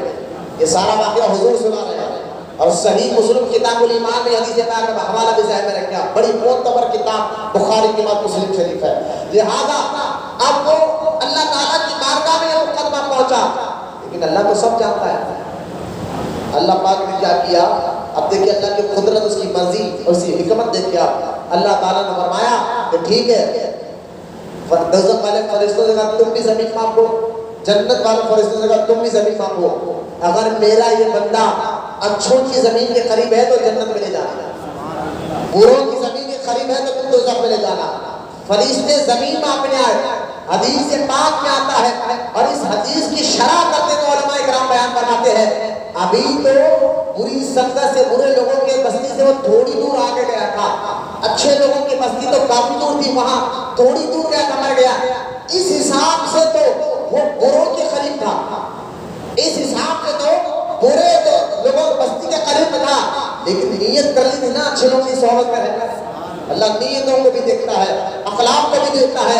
اب جیسا فرشتے زمین ماپنے گئے، زمین کے حساب سے، ماپ کے حساب سے، میٹر کے حساب سے دیکھا جائے تو یہ بروں کے قریب ہے، برے لوگوں کے قریب ہے، لیکن اللہ نے زمین کو حکم دیا اے زمین سمٹ جا۔ اللہ نے زمین کو حکم دیا سمٹ جا، قریب ہو جا، اور اس میرے بندے کو اٹھا کر میرے محبوب بندوں کے قریب کر دے۔ اب فرشتوں نے جب دیکھا تو وہ جنتی لوگوں کے قریب تھا، اللہ کے نیک بندوں کے قریب تھا، تو اللہ پاک نے اس بندے کو معاف بھی کروایا اور اس کو جنت میں داخل کروایا۔ آپ اندازہ کریں ایسا ہوا کیوں کہ میرا رب نے کہا کہ میں گناہگار کے گناہگار کو دیکھوں یا محبوبوں کے محبوبیت کو دیکھوں۔ تو لہٰذا یہ حدیث پاک سے پتا چلا اچھوں کی صحبت میں رہنے سے اللہ راضی ہوگا، اور یہ قرآن کی آیت پاک ہے۔ قرآن نے فرمایا وَقُولُوا مَعَ الصَّادِقِينَ، اچھوں کے ساتھ رہا کرو۔ اور بروں کی صحبت کے بارے میں قرآن کیا کہتا ہے؟ یا ویلتا، قرآن کہتا ہے یا ویلتا لیتانی لم اتخذ فلانا خلیلا۔ اللہ قرآن پڑھاتا ہے نبی کے بارے میں، کل قیامت کے دن میں افسوس ہوگا ان کو۔ کس کو افسوس ہوگا؟ جو بروں کی صحبت میں بیٹھتے ہیں، وہ کہیں گے یا اللہ کاش اس برے کو میں اپنا دوست نہ بنا لاتا۔ لہذا آج جو قتل غارت کی ہو رہی ہے، آپ دیکھ لیں جو مٹر ہو رہے ہیں، سنگات رہنے والے لڑکے ایک دوسرے کو قتل کر رہے ہیں، شراب کے نشے میں، جوئے کے نشے میں، یعنی کسی ایک وجہ کی وجہ سے آج جو قتل غارت کی ہو رہی ہے، اس کی اہم وجہ غلط صحبت ہے۔ اچھوں کی صحبت میں رہو، اس لیے اللہ کے رسول صلی اللہ علیہ وسلم بعض لوگ کہتے ہیں کہ بھائی آپ بروں کے ساتھ رہتے تو کچھ کام کے لیے رہتے، ہمیں اپنے کام سے مطلب ہوتا ہے۔ نہیں، ایسا نہیں ہو۔ اللہ کے رسول صلی اللہ علیہ وسلم نے ارشاد فرمایا کہ اگر برے اور اچھے کی صحبت کی مثال دی حضور نے ایک مثال دے کر سمجھایا، بروں کی صحبت کا اثر اور اچھوں کی صحبت کا اثر، دونوں کی مثال دیتے حضور فرماتے ہیں کہ دیکھو اگر تم عطر کی دکان پر گئے، عطر نہ ملے لیکن اس کی خوشبو سے تمہارا دل منور معطر ہو جاتا ہے، روح اور آنکھ اور کان خوشبو سے مہک جاتے ہیں، عطر نہ ملے پھر بھی عطر کی خوشبو سے تمہارے روح میں مہک آ جاتی ہے، جسم میں مہک آ جاتی ہے۔ اور یہ ہے اچھوں کی مثال، اچھوں کی صحبت میں بیٹھو گے تمہارے اخلاق میں سدھار آ جائے گا، تمہاری عادتوں میں سدھار آ جائے گا، تمہارے بات چیت میں سدھار آ جائے گا، تمہارے بول چال میں سدھار، بول چال میں سدھار آ جائے گا۔ اور اگر تم بروں کی صحبت میں بیٹھو گے، اور میں ہم تو یوں ہی جاتے ہیں، ٹائم پاس کے لیے جاتے ہیں، ہمیں کوئی ایسا کام نہیں ہے، تو سرکار نے مثال دے کر فرمایا کہ دیکھو اگر کوئلے کی دکان پر گئے، کوئلہ نہ ملو لیکن اس کے جو دھول ہے اس سے تمہاری مزاج میں کراہت پیدا ہوتی ہے. کوئلہ نہ بھی لو تو اس کی مزاج تمہاری مزاج میں ایک عجیب سی وحشت بے چینی پیدا ہو جاتی ہے. حضور نے فرمایا یہ بروں کی صحبت کا اثر ہے. اس لیے آپ دیکھیں آج بھی اگر کہیں پر جوا کھیلا جا رہا ہو اور اچانک کوئی شخص جا کر جوا تو نہیں کھیل رہا, بس یوں کھڑ کر دیکھ رہا. اگر ایک مثال دیکھا ہے کہ کہیں پر جوا کھیلا جا رہا ہے, ایک بندہ گیا کھیلا نہیں, بس جو ہے یوں ہی گیا اور جا کر جو ہے وہ دیکھنے لگ گیا, تو اچانک پولیس کی ریڈ پڑ جائے تو مجھے بتائیے پولیس والے تو سب کو گرفتار کریں گے. اگر وہ کہے نا کہ حضرت میں تو کھیل نہیں رہا تھا, میں تو صاحب یہاں پر کھڑا تھا, کھیل تو یہ میں خالی دیکھ رہا تھا, لیکن نہیں, یہ بات نہیں سنا جائے گا, آپ کو بھی گرفتار کیا جائے گا, آپ کو بھی پکڑا جائے گا. تو پوروں کی صحبت کا اثر کچھ لمحے کے لیے بھی اگر آپ سمجھ رہے میں کچھ دیر کے لیے جاتا ہوں, یوں ہی بیٹھ جاتا ہوں, ٹائم پاس کے لیے جاتا ہوں, یوں مزاج کے لیے جاتا ہوں, نہ اگر پوروں کی صحبت کا اثر تھوڑی دیر کے لیے بھی ہے تو آپ کا نقصان ہو سکتا ہے. کیونکہ قرآن نے بتا دیا کہ تم کن ذریعوں سے اچھے بن سکتے ہو, تو ان ذریعوں میں ایک ذریعہ اچھوں کی صحبت بھی. صحبت کا بہت اثر ہوتا ہے, بہت زیادہ اثر ہوتا ہے. ارے انسان اگر جانور بھی اچھوں کی صحبت میں رہے اس میں بھی فرق آ جاتا ہے, نہیں آتا. آپ دیکھیں قرآن پاک میں اصحاب کہف کا واقعہ. اصحاب کہف کون تھے؟ عیسیٰ علیہ السلام کے دور کے ایک ولی تھے, 7 لوگ کے تھے. ایک روایت میں 8 لوگ کے تھے, 7 کے تھے, 8 کا کتا. یہ عیسیٰ علیہ السلام کو جب اللہ تعالیٰ نے زندہ آسمانوں پر اٹھا لیا, ایک غیر خلوص اس کا نام, اس بادشاہ کا نام, وہ بادشاہ جو بڑا ظالم اور جابر مشرک تھا, زبردستی لوگوں کو مرتد بنا رہا تھا, زبردستی لوگوں کا دین کھینچ رہا تھا, جو اس کی بات نہیں مانتے اس کو قتل کر رہا تھا. تو یہی 7 لوگ جو اللہ کے ولی, اللہ کے نیک بندے تھے, بادشاہ نے ان کو بھی بلایا اور ان کے علم, ان کا تقویٰ, ان کے پرہیزگاری کو دیکھتے ہوئے بادشاہ نے جو ہے ان کو مہلت دی. کہا کہ 1 رات کا ٹائم ہے اور ٹائم لے کر جو ہے یہاں ریاکشن کرو. آواز صحیح نہیں آئی, بڑا دماغ ادھر ہو جاتا ہے, بڑا دماغ ایسا کیا ہوتا ہے. واپس سے بات پڑی بعد نجوم والکرم علی آل مبارک وسلم سلام علیہ یا رسول اللہ صلی اللہ علیہ وسلم. میری طرف دیکھے اور فرمایا, میں صحبت کی بات کر رہا تھا. اندازہ کرے تو 7 لوگ آپس میں مشورہ کرے کہ بھائی جان تو دینا لیکن ایمان دینا نہیں. وہ 7 لوگ ایک غار میں چھپنے چلے گئے ایمان بچانے کے لیے. جب غار میں چھپنے گئے تو ساتھ میں ایک کتا ان کے پیچھے ان کو دیکھ کر جھلنے لگا. ان 7 لوگوں نے کہا اگر یہ کتا ہمارے تک آ گیا اس کے بھونکنے کی وجہ سے یہ پولیس ہمیں پکڑ لے گی, سپاہی ہمیں پکڑ لیں گے. لہذا ان لوگوں نے کیا کیا, اس کتے کو ہٹانا چاہا تو اچانک اللہ تعالیٰ نے اس کتے کو بولنے کی طاقت عطا فرمائی. آپ کون سی بات سنا رہے ہیں؟ میں نے کہا قرآن سنا رہا ہوں. سورہ کہف پڑھ کر دیکھیے آپ, وہی یہ قصہ کاری کا قرآن ہے. قرآن میں اللہ تعالیٰ نے اس لیے کہتا اپنے بچوں کو سچے واقعات سناؤ, سچے قصے سنایا کرو. یہ فلمیں, ڈرامے, یہ کچھ معاملہ نہیں ہے, یہ تو سب ڈپلیکیٹ ہے. جو حقیقی ہیرو صحابہ کرام ہے ان کی زندگی کے واقعات سناؤ, اللہ والوں کی زندگی کے واقعات سناؤ. قرآن ایسے واقعات ہیں, کئی کہانیاں جسے سن کر ایمان اور عقیدہ مضبوط ہو جاتا ہے, ایسے واقعات سناؤ. لہذا اس قرآن میں اللہ کہتا ہے سورہ کہف میں کتے کو اللہ نے بولنے کی طاقت دی. کتا انسانوں کی طرح بولا اور بول کے کہنے لگا کہ میں آپ سے محبت کرتا ہوں, میں مجھے مدد آنے کا ٹھوکوں گا نہیں. اب اس کتے کو لے کر 7 آدمی جو ہے اس غار میں چلے گئے. اللہ تعالیٰ نے ان 7 بزرگوں پر دین کو غالب کر دیا. یعنی وہ لوگ سونے کے لیے جب لیٹے تو 7 میں تینوں بھی 7 بھی سو گئے, 7 کتا بھی سو گیا, 300 سال گزر گئے. قرآن میں اللہ کہتا ہے کتنے سال؟ اس غار میں 300 سال گزر گئے اور 300 سال تک نہ اللہ والوں کا جسم پھٹا, نہ جسم خراب ہوا, نہ ان کے کپڑے پھٹے, نہ ان کے بال, بلکہ اللہ والے تو اللہ والے ہیں, ان کے ساتھ رہنے والے کتے کو بھی اللہ تعالیٰ نے سب سلامت رکھا. اس کے ان کتے کو بھی جو ہے اللہ تعالیٰ نے جسم کو سلامت رکھا. اب اندازہ کرے ایک کتا اللہ والوں کے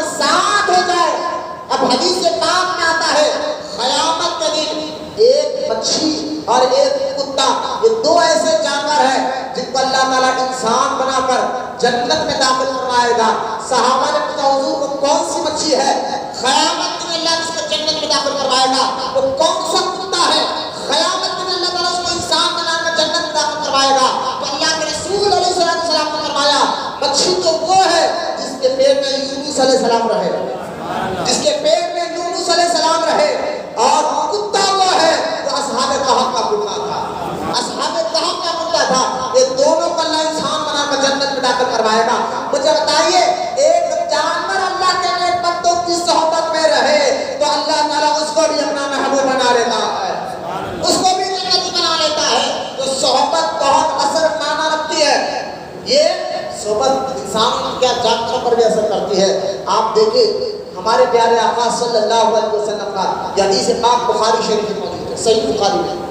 اللہ کے رسول علیہ السلام جو ہے ایک ملک شام رومیوں نے حضور علیہ السلام کو للکارا کہ ہم سے لڑیے، مکے والے تو کمزور تھے، آپ نے ان سے جنگ کیے، جیت لیا، تمہیں تو ہمارے پاس آئیے۔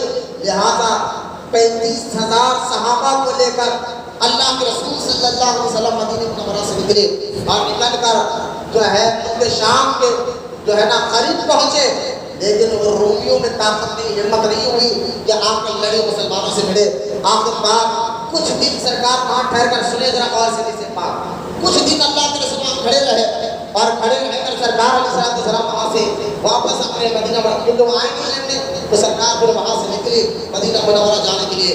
راستے میں قوم سمود کا ایک علاقہ تھا، وہاں اللہ کے رسول علیہ السلام نے فرمایا اپنے صحابہ سے یہاں ہم ٹھہریں گے کچھ دیر کے لیے، اور سفر لمبا ہے لہذا کچھ دیر کے لیے ہم یہاں کھڑے، جب تک کے لیے تم لوگ اپنے لیے کھانا بناؤ۔ جو باورچی تھا، جو صحابی رسول تھے، وہ گئے اور آٹا لیا۔ کتنے ہزار آدمی صحابہ تھے؟ 35,000۔ اور غور سے سنیں آپ نے کہا 35,000 صحابہ تھے۔ اب اندازہ کریں 35,000 صحابہ جب ایک جگہ کھڑے ہیں، سرکار نے کہا کہ لیے کھانے کا انتظام کرو۔ وہ صحابی گئے، آٹا گوندا، اور جب آٹا گوند کر تیار ہو گیا روٹی ڈالنے کا، تو سرکار علیہ السلام نے صحابی سے پوچھا یہ جو پانی تم نے آٹا گوندنے کے لیے لایا ہے کس کنویں سے لایا؟ کس کنویں سے لایا؟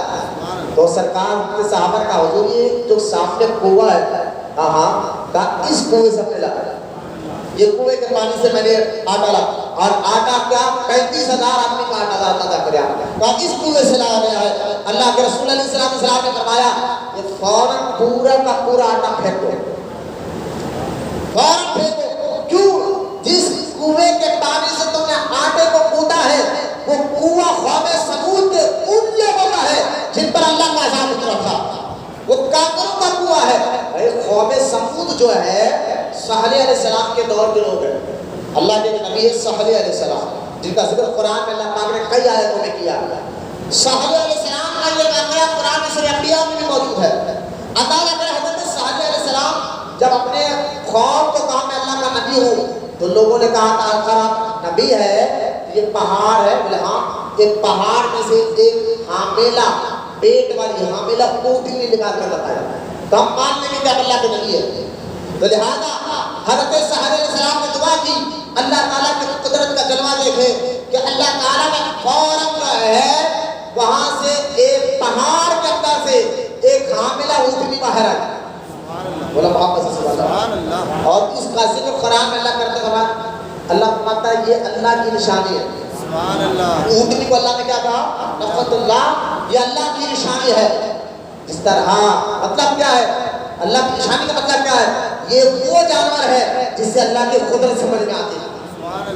اب اندازہ کریں ایک جانور کو اللہ تعالیٰ اپنی نشانی کہہ سکتا ہے، جس طرح ہم اللہ والے کہ یہ اللہ والے ہیں، یہ ولی اللہ ہے، تو اس جانور کو اللہ نے کہا ارے بھی اللہ تعالیٰ بھائی جیسے کہ گاڑی کو ہم کہتے ہیں یہ میری گاڑی ہے، یہ میری سواری ہے، یہ میری کار ہے، مطلب ہم اس میں سوار ہوتے ہیں، مطلب ہم اس کی ہمارا اختیار ہے۔ لیکن اونٹ کو اونٹ سواری کو کہتے ہیں نا، اونٹنی کو اللہ نے کہا یہ میری نشانی ہے، مطلب اللہ سوار ہونے سے پاک ہے، مطلب یہ ہے یہ اونٹ کی اس کے ذریعے سے خدا کی طاقت اور قدرت میں سمجھ میں آتا ہے، کیونکہ اللہ نے اس اونٹ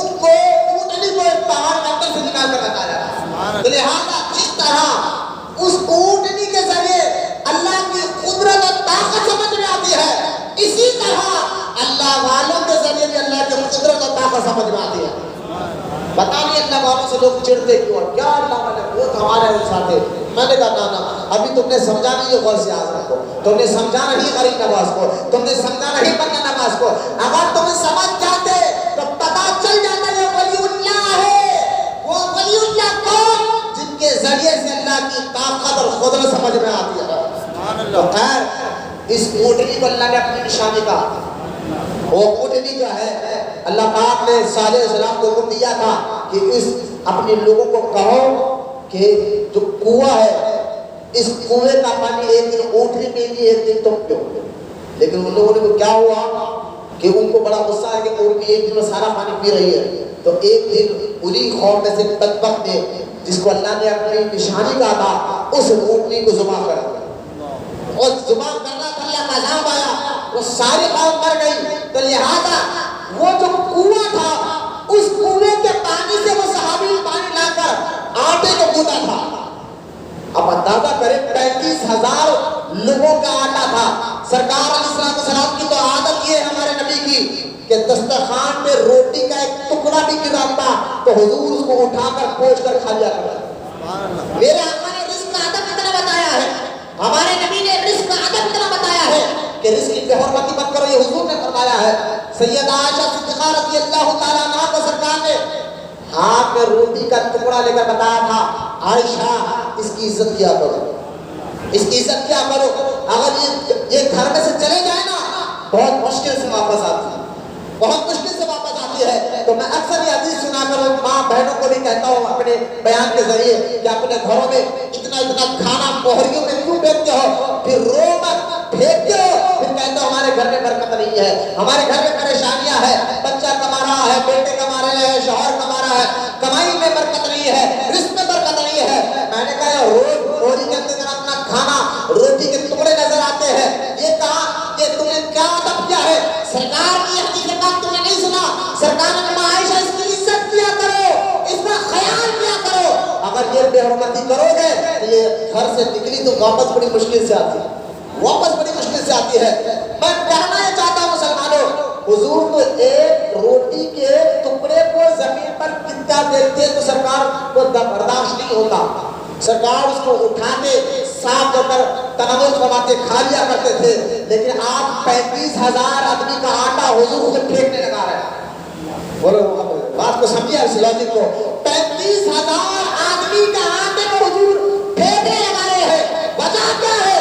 وجہ یہی تھی کہ جس پانی سے آٹے کو گوندا گیا تھا وہ پانی وہ کنواں تھا جس سے اللہ کی نافرمان قوم سمود جو ہے پانی پیا کرتی تھی. تو اس پانی سے آٹے کو اللہ کے رسول نے کھانا گوارا نہیں کیا اور کہا اس کو پھینک دو اور اس کنویں سے پانی لو جس کنویں سے ایمان والے پانی پیا کرتے تھے، جس کنویں سے ایمان والے پانی پیا کرتے تھے.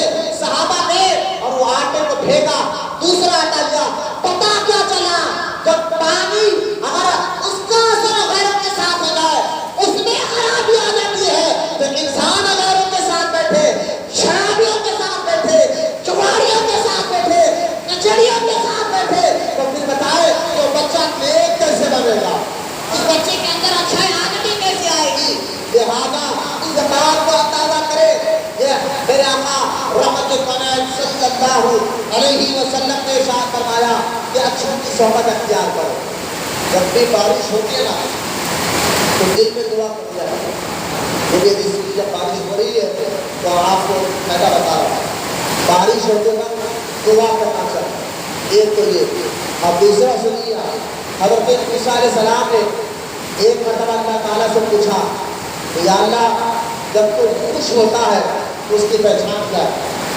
جب تو خوش ہوتا ہے تو اس کی پہچان کیا ہے؟ اللہ تعالیٰ کیونکہ موسیٰ علیہ السلام سے اللہ بات کرتے تھے، موسیٰ کلیم اللہ بات کرتا تھا. اللہ پاک نے کہا موسیٰ جب میں کسی بندے سے خوش ہوتا ہوں تو اس کے گھر میں مہمان بھیج دیتا ہوں. بولو نا سبحان اللہ. مہمان میں نے اس سے پہلے حدیث سے سنا ہے مہمان کے بارے میں. لہٰذا کسی بندے سے میں خوش ہوتا ہوں تو اس کے گھر میں مہمان بھیج دیتا ہوں. حضرت موسیٰ علیہ السلام نے کہا یا اللہ کو اور خوش ہوتا ہے تو کیا کرتا؟ جب اور خوش ہوتا ہے تب کیا کرتا؟ تو اللہ تعالیٰ نے کہا موسیٰ جب میں اور خوش ہو جاتا ہوں اس بندے سے تو اس کے گھر میں بیٹی عطا کرتا ہوں. بولو محمد صلی اللہ علیہ وسلم. اس کے گھر میں بیٹی عطا کرتا ہوں. پھر موسیٰ علیہ السلام نے کہا یا اللہ جب تو زیادہ خوش ہوتا ہے تو کیا کرتا ہے؟ جب تو زیادہ خوش ہوتا ہے تو کیا کرتا ہے؟ تو اللہ تعالیٰ نے موسیٰ جب میں زیادہ خوش ہوتا ہوں تو بارش برساتا ہوں. مجھے بارش کے پانی پڑتا ہے, بارش کو دیکھ کر یہ حدیث یاد آ گئی تو چہرے مسکرائیے, اطمینان کے ساتھ بیٹھے اور حدیثوں کو سماعت فرمائے. بہت قریب آ گیا ہے, لہٰذا بارش ہونے کے بعد اس لیے کہا گیا ہے جو بندہ دعا کرتا ہے دل میں اللہ اس کی دعا کو قبول کر پاتا ہے. اچھی نیتوں کے ساتھ بیٹھے اور دعاؤں کو سنے تو بتائیں ایک پانی غیر رب کا اثر آ سکتا ہے, جانور پر اثر آ سکتا ہے, تو انسان پر اگر اثر آ جائے تو اسے برائے کا ہے. لہٰذا اب قرآن پاک کی آیت مبارکہ کے بعد یہ حدیث پاک سنیں. آپ اب دوست بنانا کس کو ہے؟ آپ ایک بات سن لیجیے, ہمارے نبی صلی اللہ علیہ وسلم کو اللہ تعالیٰ نے کامل عقل بنا کر بھیجا. بولے محمد, اس کا مطلب آپ کو سمجھاتا ہوں. یعنی ہمارے اور آپ کے نبی کامل عقل والے. اب حضور جیسا کوئی پیدا قیامت تک نہیں کرے گا اللہ تعالیٰ. کیوں نہیں کرے گا؟ کیونکہ اللہ تعالیٰ نے حضور جیسے پیدا نہیں کرنے کا اللہ نے وعدہ کیا. وخاتم النبیین قرآن میں آیت پاک ہے. ابھی میں نے نبوت پر ختم کر دی ہے تو میں آپ کو ایک بات سمجھانے کے لیے کہہ رہا ہوں کہ اللہ کے رسول صلی اللہ علیہ وسلم کو اللہ تعالیٰ نے کامل عقل عطا فرمائی. مطلب دیکھیے جب ہم اپنا ذاتی معاملہ ہوتا ہے, کاروبار کا معاملہ ہو یا گھر میں کوئی لڑائی جھگڑے کا معاملہ ہو تو ہم کسی عقل مند والے کے پاس جاتے ہیں اور اس سے مشورہ لیتے ہیں. یار یہ معاملہ ہے, تیرا مشورہ کیا ہے؟ تو ہم ہر ایک کے پاس نہیں آتے, عقل مند آدمی کو ڈھونڈ کر مشورہ کرتے ہیں. آپ دیکھیں سنگت خراب ہے, صحبت خراب ہے, تو کامل عقل ہمارے آقا ہے. حضور کا اللہ پاک کا کام ہے, حضور جو کہہ دے وہی بات حق ہوتی ہے, حضور جو بتا دے وہی بات حق ہوتی ہے. لہذا سرکار مدینہ علیہ السلام نے کیا ارشاد فرمایا؟ اچھے دوست, یہ ذہن میں رکھے ٹاپک کا نام چاہیے خاص دوست. حضور فرماتے ہیں, ابو سعید خدری رضی اللہ تعالیٰ عنہ سے روایت ہے, حضور صلی اللہ علیہ وسلم نے ارشاد فرمایا, سرکار فرماتے ہیں کامل مومن کے علاوہ, کامل مومن کے علاوہ کوئی تمہارا ہم نشین نہ بناؤ. کامل مومن کے علاوہ کسی کو اپنا ہم نشین نہ بناؤ, تمہارا کھانا پرہیزگار لوگ ہی کھائیں گے. بولا محمد صلی اللہ علیہ وسلم. یہ حدیث پاک پہلی حدیث پاک ہے. سرکار فرمایا کامل مومن کو اپنا دوست بناؤ. اور آگے میں اس کی شرح کر کے بتاؤں گا. ایک اور حدیث پاک سن, حضرت ابو جحافہ رضی اللہ تعالیٰ عنہ سے روایت ہے, اللہ کے رسول صلی اللہ علیہ وسلم نے ارشاد فرمایا بڑوں کے پاس بیٹھا کرو. بڑوں کے پاس, بڑوں سے مراد جن کو اللہ پاک نے علم دیا وہ اللہ کا خوف رکھنے والے ہیں, متقی پرہیزگار ہیں, ایسوں کے پاس. سرکار فرماتے ہیں بڑوں کے پاس بیٹھا کرو اور علماء سے باتیں پوچھا کرو. ہے نا, علماء سے باتیں پوچھا کرو اور حکمت والوں سے میل جول رکھو. یہ دوسری حدیث. ہمارے تیسری حدیث سنیں, حضرت امام حسن رضی اللہ تعالیٰ عنہ فرماتے ہیں صحابہ کرام نے عرض کیا یا رسول اللہ صلی اللہ علیہ وسلم کون سا ساتھی اچھا ہے, کون سا ساتھی اچھا ہے؟ تو سرکار علیہ السلام نے ارشاد فرمایا اچھا ساتھی وہ ہے جب تو خدا کو یاد کرے. حدیث پاک غور کرے, اچھا دوست, اچھا ساتھی وہ ہے. سرکار علیہ السلام فرماتے ہیں جب تو خدا کو یاد کرے تو وہ تیری مدد کرے, وہ تیری مدد کرے. بولے ہاں یہ کام کر, اللہ راضی ہوتا, بلکہ میں تیرا ساتھ دیتا ہوں. اللہ کو یاد کرے تو وہ تیری مدد کرے, اور جب تو اللہ کو بھول جائے تو وہ تجھے یاد دلائے. یہ اچھا دوست کی پہچان. اب دیکھیں اس حدیث کو ذہن میں رکھے, حضور نے کیا پیاری بات بتائی. اچھا دوست, اچھا ساتھی وہ ہے جب تو اللہ کو یاد کرے تو تیرا اور ساتھ دے, اور جب تو اللہ کو بھول جائے تو تجھے یاد دلائے. اس حدیث کو ذہن میں رکھ کے بتائیے آج جو ہے نا ہمارے دوست کون ہے آپ کو معلوم ہے؟ اگر ہم اپنے دوست کو بولے چلنا نماز کو، آپ اللہ کو یاد کر رہے ہیں لیکن آپ کا دوست ہو اگر آپ کہیں گے چلنا اللہ نماز پڑھے، ارے چھوڑو یار بعد میں نماز پڑھ لیں گے، کل سے نماز پڑھ، پرسوں سے نماز، تو لہذا کل پرسوں اگلا جمعہ اگلا ہفتہ 20 سے منگل سے یہ کہہ کر کئی دن چلے جاتے، خود تو نماز پڑھتے نہیں، دوست کے کہنے پر جو ہے نا وہ بھی نماز چھوڑتے، یعنی نماز اچھا دوست کیا ہے جو اللہ کو یاد کرتے رہے، لہذا اچھا دوست تو وہ ہوتا ہے اگر آپ اللہ کو یاد کریں کہتے ہیں یار چلنا نماز بھی پڑھیں گے تو قرآن بھی پڑھیں گے، اچھے کام بھی کریں گے اور اچھے بھی کیا کریں گے، اور اگر تم کوئی اللہ کو بھول جائے تو پھر وہ یاد دلائے کیا کر رہا ہے، یہ کام کرنا منع ہے، اسلام میں منع ہے، اللہ کے رسول نے منع کروایا، ایسی حرکتیں مت کر، لیکن آج ہمارے پاس اچھا دوست کون ہے؟ ذرا غور سے جائے، ہمارے پاس اچھا دوست وہ ہے جو میں ہر ایک کی بات نہیں کر رہا ہوں، اللہ ماشاءاللہ الحمدللہ اللہ ہماری اولاد کی اور ہمیں نیک لوگوں کی صحبت کے عطا فرمائے، ہمارے بچوں کو، ہمارے بھائیوں کو، ہمارے رشتہ داروں کو اللہ تعالیٰ جو ہے نیک لوگوں کی صحبت اختیار فرمائے۔ آج یہی وجہ ہے کہ ہم مسجد میں بیٹھتے ہیں تو بے چین کیوں ہوتے ہیں؟ وجہ یہی ہے کہ ہم ہوٹلوں میں بیٹھنے کی عادت بن گئے، ہماری عادت فونوں میں پوری رات بیٹھنے کی ہوتی ہے، ہمارے رات میں نہیں بیٹھے تو 2 گھنٹے تو یوں ہی بیٹھے یوں آسانی سے فون پہ دیکھتے ہوئے، چبوترے پہ پہلوانوں روڈیوں کے ساتھ بیٹھنا ہماری عادت بن رہی ہے، تو لہٰذا مسجد میں بیٹھے تو عجیب سی ایک بے چینی نظر آتی ہے، یہ حال ہمارا ہو گیا ہے۔ لہٰذا آج دیکھیں آپ کئی ایسے قصے کہ میں ایک مولانا کے ساتھ ساتھ لوگ سے کئی لوگ میں سے ملتے ہیں، اچھے آ کے ملتے ہیں تو میں کئی لوگوں کو پرسنل طور پر جانتا ہوں، آج نوجوان بچے اس کو اپنا خاص دوست بناتے ہیں جو بچہ اس کو شراب پینے میں مدد کرے، شراب پینے میں اس کی مدد، یہاں تک کہ آپ نوجوان نسل جو ہے نا اگر ایک دوست ایک لڑکی سے بات کر رہا ہے، آپ بات کرتے کرتے بات بھاگنے کی آ جائے گھر سے، تو یہ نہیں دیکھتے نا لڑکا دیکھتا ہے نہ لڑکی دیکھتا ہے کہ ماں باپ کا حال کیا ہوگا، عزت کیسی ہوگی، معاملہ سارے معاملات ایک طرف رکھے، بھاگنے کی بات آ جائے، لڑکا ایک لڑکی اگر گھر سے بھاگنا چاہتے ہیں تو سب سے پہلے مدد کے لیے دوست آ جائے، چلے بھائی ہم آپ کی مدد کرتے ہیں، یعنی معاملات دیکھیں آپ کہ دوست کیسے کام میں آپ کی مدد کرنے آ رہا ہے، شراب پینے میں وہ آپ کی مدد کرنے آ رہا ہے، غلط کام کرنے میں وہ آپ کی مدد کرنے آ رہا ہے، جوا کھیلنے کے لیے آپ کی مدد کے لیے آگے آ رہا ہے، ایسوں کی سنگت ایسوں کی دوستی اگر آپ کریں گے تو نہ ہمارے معاشرے میں سدھار آئے گا نہ ہمارے گھر میں سدھار آئے گا۔ ضرورت ہے آج کے دور میں کہ ہم قرآن حدیث کے باتوں کو سنیں اور سمجھ کر اچھے کی صحبت اختیار کریں، اچھے کی سنگت اختیار کریں، ورنہ یاد رکھیں کہ سنگت کا حل، اس لیے اللہ کے رسول صلی اللہ علیہ وسلم فرماتے ہیں دوستی کرنے سے پہلے، یہ حدیث میں غور کرنا ہے، حضور ارشاد فرماتے ہیں دوستی کرنے سے پہلے دوست کو دیکھ کر دوستی کرو۔ آپ سنیں اس مطلب کیا ہے، یہ اس کا معنی میں بتاتا ہوں، سرکار نے فرمایا دوستی کرنے سے پہلے دوست کو دیکھ کر دوستی کرو، کیوں؟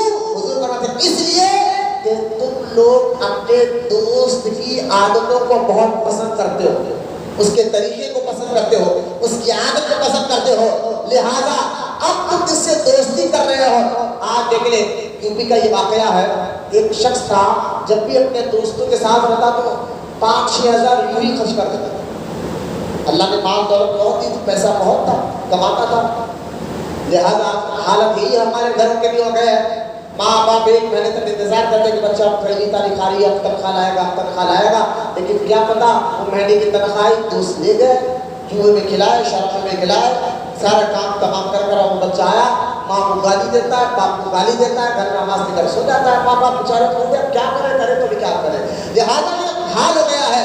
میں اپنے یوپی کا ایک واقعہ جو ہمارے علماء نے آنکھوں دیکھی واقعہ سنتا ہوں، ایک نوجوان بہت بڑا اس کو اللہ نے مال و دولت دی تھی، 4-5 ہزار روپے وہ یوں خرچ کرتا تھا دوستوں سے، جب بھی وہ گھر سے نکلتا تو 8-10 دوست کے ساتھ ہمیشہ رہتا، جب بھی وہ گھر سے نکلتا 8-10 دوست جو ہے اچھا اس کے ساتھ رہتے، ایک دن وہ اور کمانے کے لیے باہر چلا گیا، اور کئی سال کے بعد جب وہ باہر سے آیا فون کرا اپنے دوستوں کو کہ میں آ رہا ہوں، تو دوست بہت خوش ہو گئے، خوش کیوں ہو رہا ہے؟ ارے بھائی 5-6 ہزار تو پہلے یوں خرچ کرتا تھا، اب تو خوب کما کے آ رہا ہے۔ جیسا ہماری حیدرآباد میں مثال سے ہم دیتے ہیں کہ گول کو مکھی لگے ایسا لگتے ہیں، اس کے بعد سے اب وہ دوست یو پی میں اتر پردیش میں ایئرپورٹ سے نیچے اتر جو آیا پھر باہر گاڑی میں بیٹھا، کچھ دور جانے کے بعد اچانک اس کا ایکسیڈنٹ ہو گیا، ٹکر، وہ بچے کا نوجوان کو چکر لگ گئی اور لگنا تھا کوما میں چلا گیا۔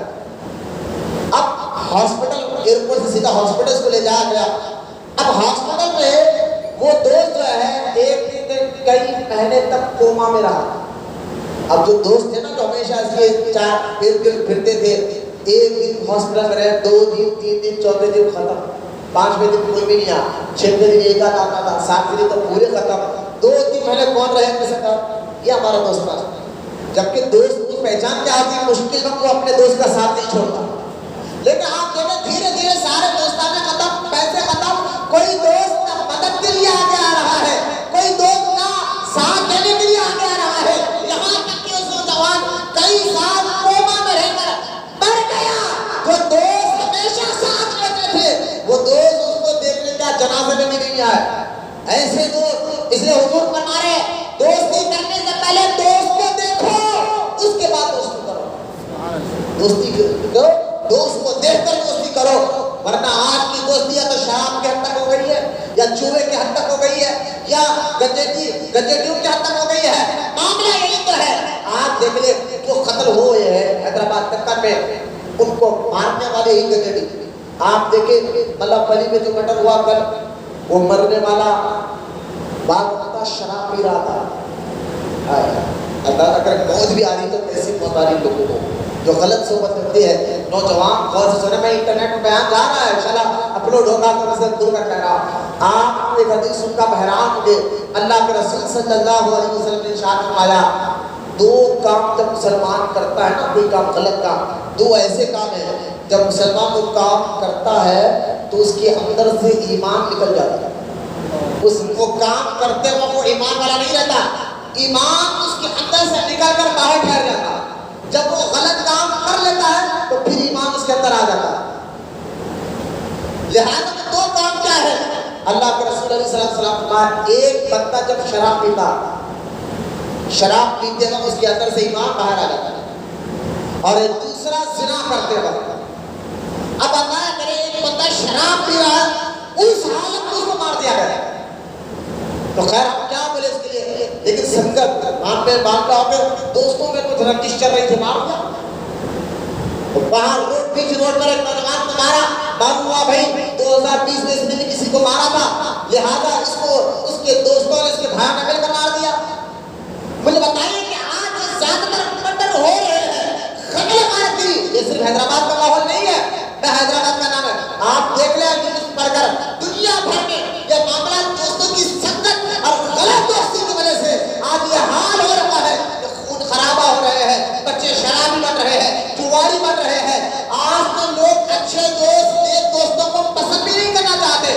اللہ کے رسول علیہ السلام اس لیے فرماتے ہیں دوستوں کو دیکھ کر دوستی کرو، دوست کو دیکھ کر، کیوں؟ کیونکہ دوست اپنے دوست کے طریقے کو پسند کرتا ہے، ان کی عادتوں۔ ایسے ماں باپ میرے پاس آئے کہ مولانا آپ تعویذ دیتے ہیں، مولانا ہاں تو ایک ایسی تعویذ دیجئے کہ میرا بچہ جو ہے نا، میرا بچہ مجھ سے بدزبانی بھی کرتا ہے، گالی بھی دیتا ہے، اور جو ہے غلط لوگوں کی صحبت میں رہ کر آج جو دوست سکھاتا وہ کام آپ کے گھر میں کرتا ہے۔ یہ حال ہمارا حال ہے۔ اب اس حدیث پاک کا مشورہ سنیا، اللہ کے رسول علیہ السلام فرماتے ہیں، اب یہ حدیث کا معنی سنا کر بات ختم کر رہا ہوں۔ رسول فرما رہے دوست کو دیکھ کر دوستی کرو۔ اللہ پاک نے حضور کو کئی معجزے دیے، ان معجزوں میں سے حضور کا ایک معجزہ یہ بھی ہے، حضور سمندر کو جوس میں سے بند کر سمجھاتے ہیں۔ سبحان اللہ۔ یعنی حضور کی بات دکھنے میں ایسی دکھتی ہے لیکن اس کو دیکھو تو سمندر ہے، اس کو سمجھو تو بات سمندر کی طرح۔ اب یعنی سمندر کو جوس میں بند کر سمجھانا جو اللہ نے حضور کو کمال عطا فرمایا۔ لہذا اللہ کے رسول نے فرمایا کہ دوست کو دیکھ کر دوستی کرو۔ اس حدیث کے 2 مطلب نکلتے، 2 معنی نکلتے ہیں۔ ایک تو یہ کہ جس کو تم دوستی کر رہے ہو تو دوستی کرنے سے پہلے یہ دیکھو کہ وہ وہابی ہے کیا، کیونکہ سب سے بڑا کام بندہ اگر گناہگار ہے تو کچھ دن دوزخ میں سزا پانے کے بعد جنت میں جا سکتا ہے. اگر کوئی بندہ گناہگار مرا تو کچھ دن دوزخ میں جا کر سزا پانے کے بعد اللہ کے فضل سے جنت میں جا سکتا ہے. لیکن کوئی شخص ایسے گندے بد مذہب بد عقیدہ وہابیوں کی صحبت میں رہ گیا تو یقین جانیے پھر وہ بندہ اس کا ایمان بھی گیا اور اس کا عقیدہ بھی گیا اور جب مرے گا تو ہمیشہ دوزخ میں رہے گا. اس لیے ہمارے بزرگان دین کے بعد ایک مثال دیتے رہتے ہیں. ایک مثال دیتے ہیں بات فرمائی. سانپ کے ساتھ بیٹھنا ہے تو بیٹھو. مثال دی سانپ کے ساتھ بیٹھنا پڑے تو بیٹھ جاؤ اس کی صحبت میں. لیکن وہابی کے ساتھ مت بیٹھو. وہابی کے ساتھ مت بیٹھو. بدعقیدہ کے ساتھ مت بیٹھو. کیوں؟ کیونکہ سانپ اگر ڈھسے گا تو تمہاری جان جائے گی. وہابی ڈھسے گا تو ایمان چلا جائے. حقیقت بات ہے. آپ وسوسے وہابی ڈالتے ہیں. دوستی سے پہلے دیکھو کہ دو بدعقیدہ تو نہیں ہے بھائی. آپ جو جھاڑ کے بارے میں جانتے ہیں تو ان کے لیے کہتا ہوں ایک جھاڑ میں ایک جھاڑ ہوتا ہے کڑوا جھاڑ. اس کو ہم کڑوا جھاڑ بولتے ہیں. چھوٹا سا ایک پودا ہوتا ہے جس کو ہم کڑوا جھاڑ بولتے ہیں. جو لوگ جھاڑوں کے بارے میں ریسرچ کرتے ہیں ان کو میں سمجھ رہا ہوں یہ سمجھنے میں بات کوئی عیب کی بات نہیں ہے. وہ کڑوا جھاڑ ہوتا کیسے؟ اچھا وہ کڑوا جھاڑ ہوتا ہے نا سارے پتے بکریاں کھاتے اس کو کوئی بھی جانور نہیں کھاتا.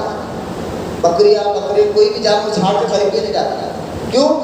کہ وہ کڑوا جھاڑ جو ہے نا اس سے وہ جھاڑ نکلتا بنتا ہے وہ کتے کے پیشاب سے نکلتا ہے. کتا جب پیشاب کرے تو آپ نے بھی کبھی یہ مسئلہ مشاہدہ کیا ہوگا. کتا جب پیشاب کرتا ہے وہ ایک جھاڑ نکل کر آ جاتا ہے. تو میں نے کہا یہ وہابی کتے کے پیشاب ہے. آپ کہیں گے اتنی بڑی بات آپ کہہ رہے ہیں ممبر پر بیٹھ کر. ان کو میں نے کہا یہ حدیث آپ سنیں گے تو آپ حیران ہو جائیں گے. جو صحیح مسلم جو ہے حدیث پاک میں آتا ابو ہریرہ رضی اللہ تعالیٰ عنہ فرماتے ہیں اللہ کے رسول علیہ السلام نے ارشاد فرمایا بد مذہب سے دوستی مت کرو. بد عقیدہ بد مذہب سے دوستی مت کرو. ان کے ساتھ مت رہو.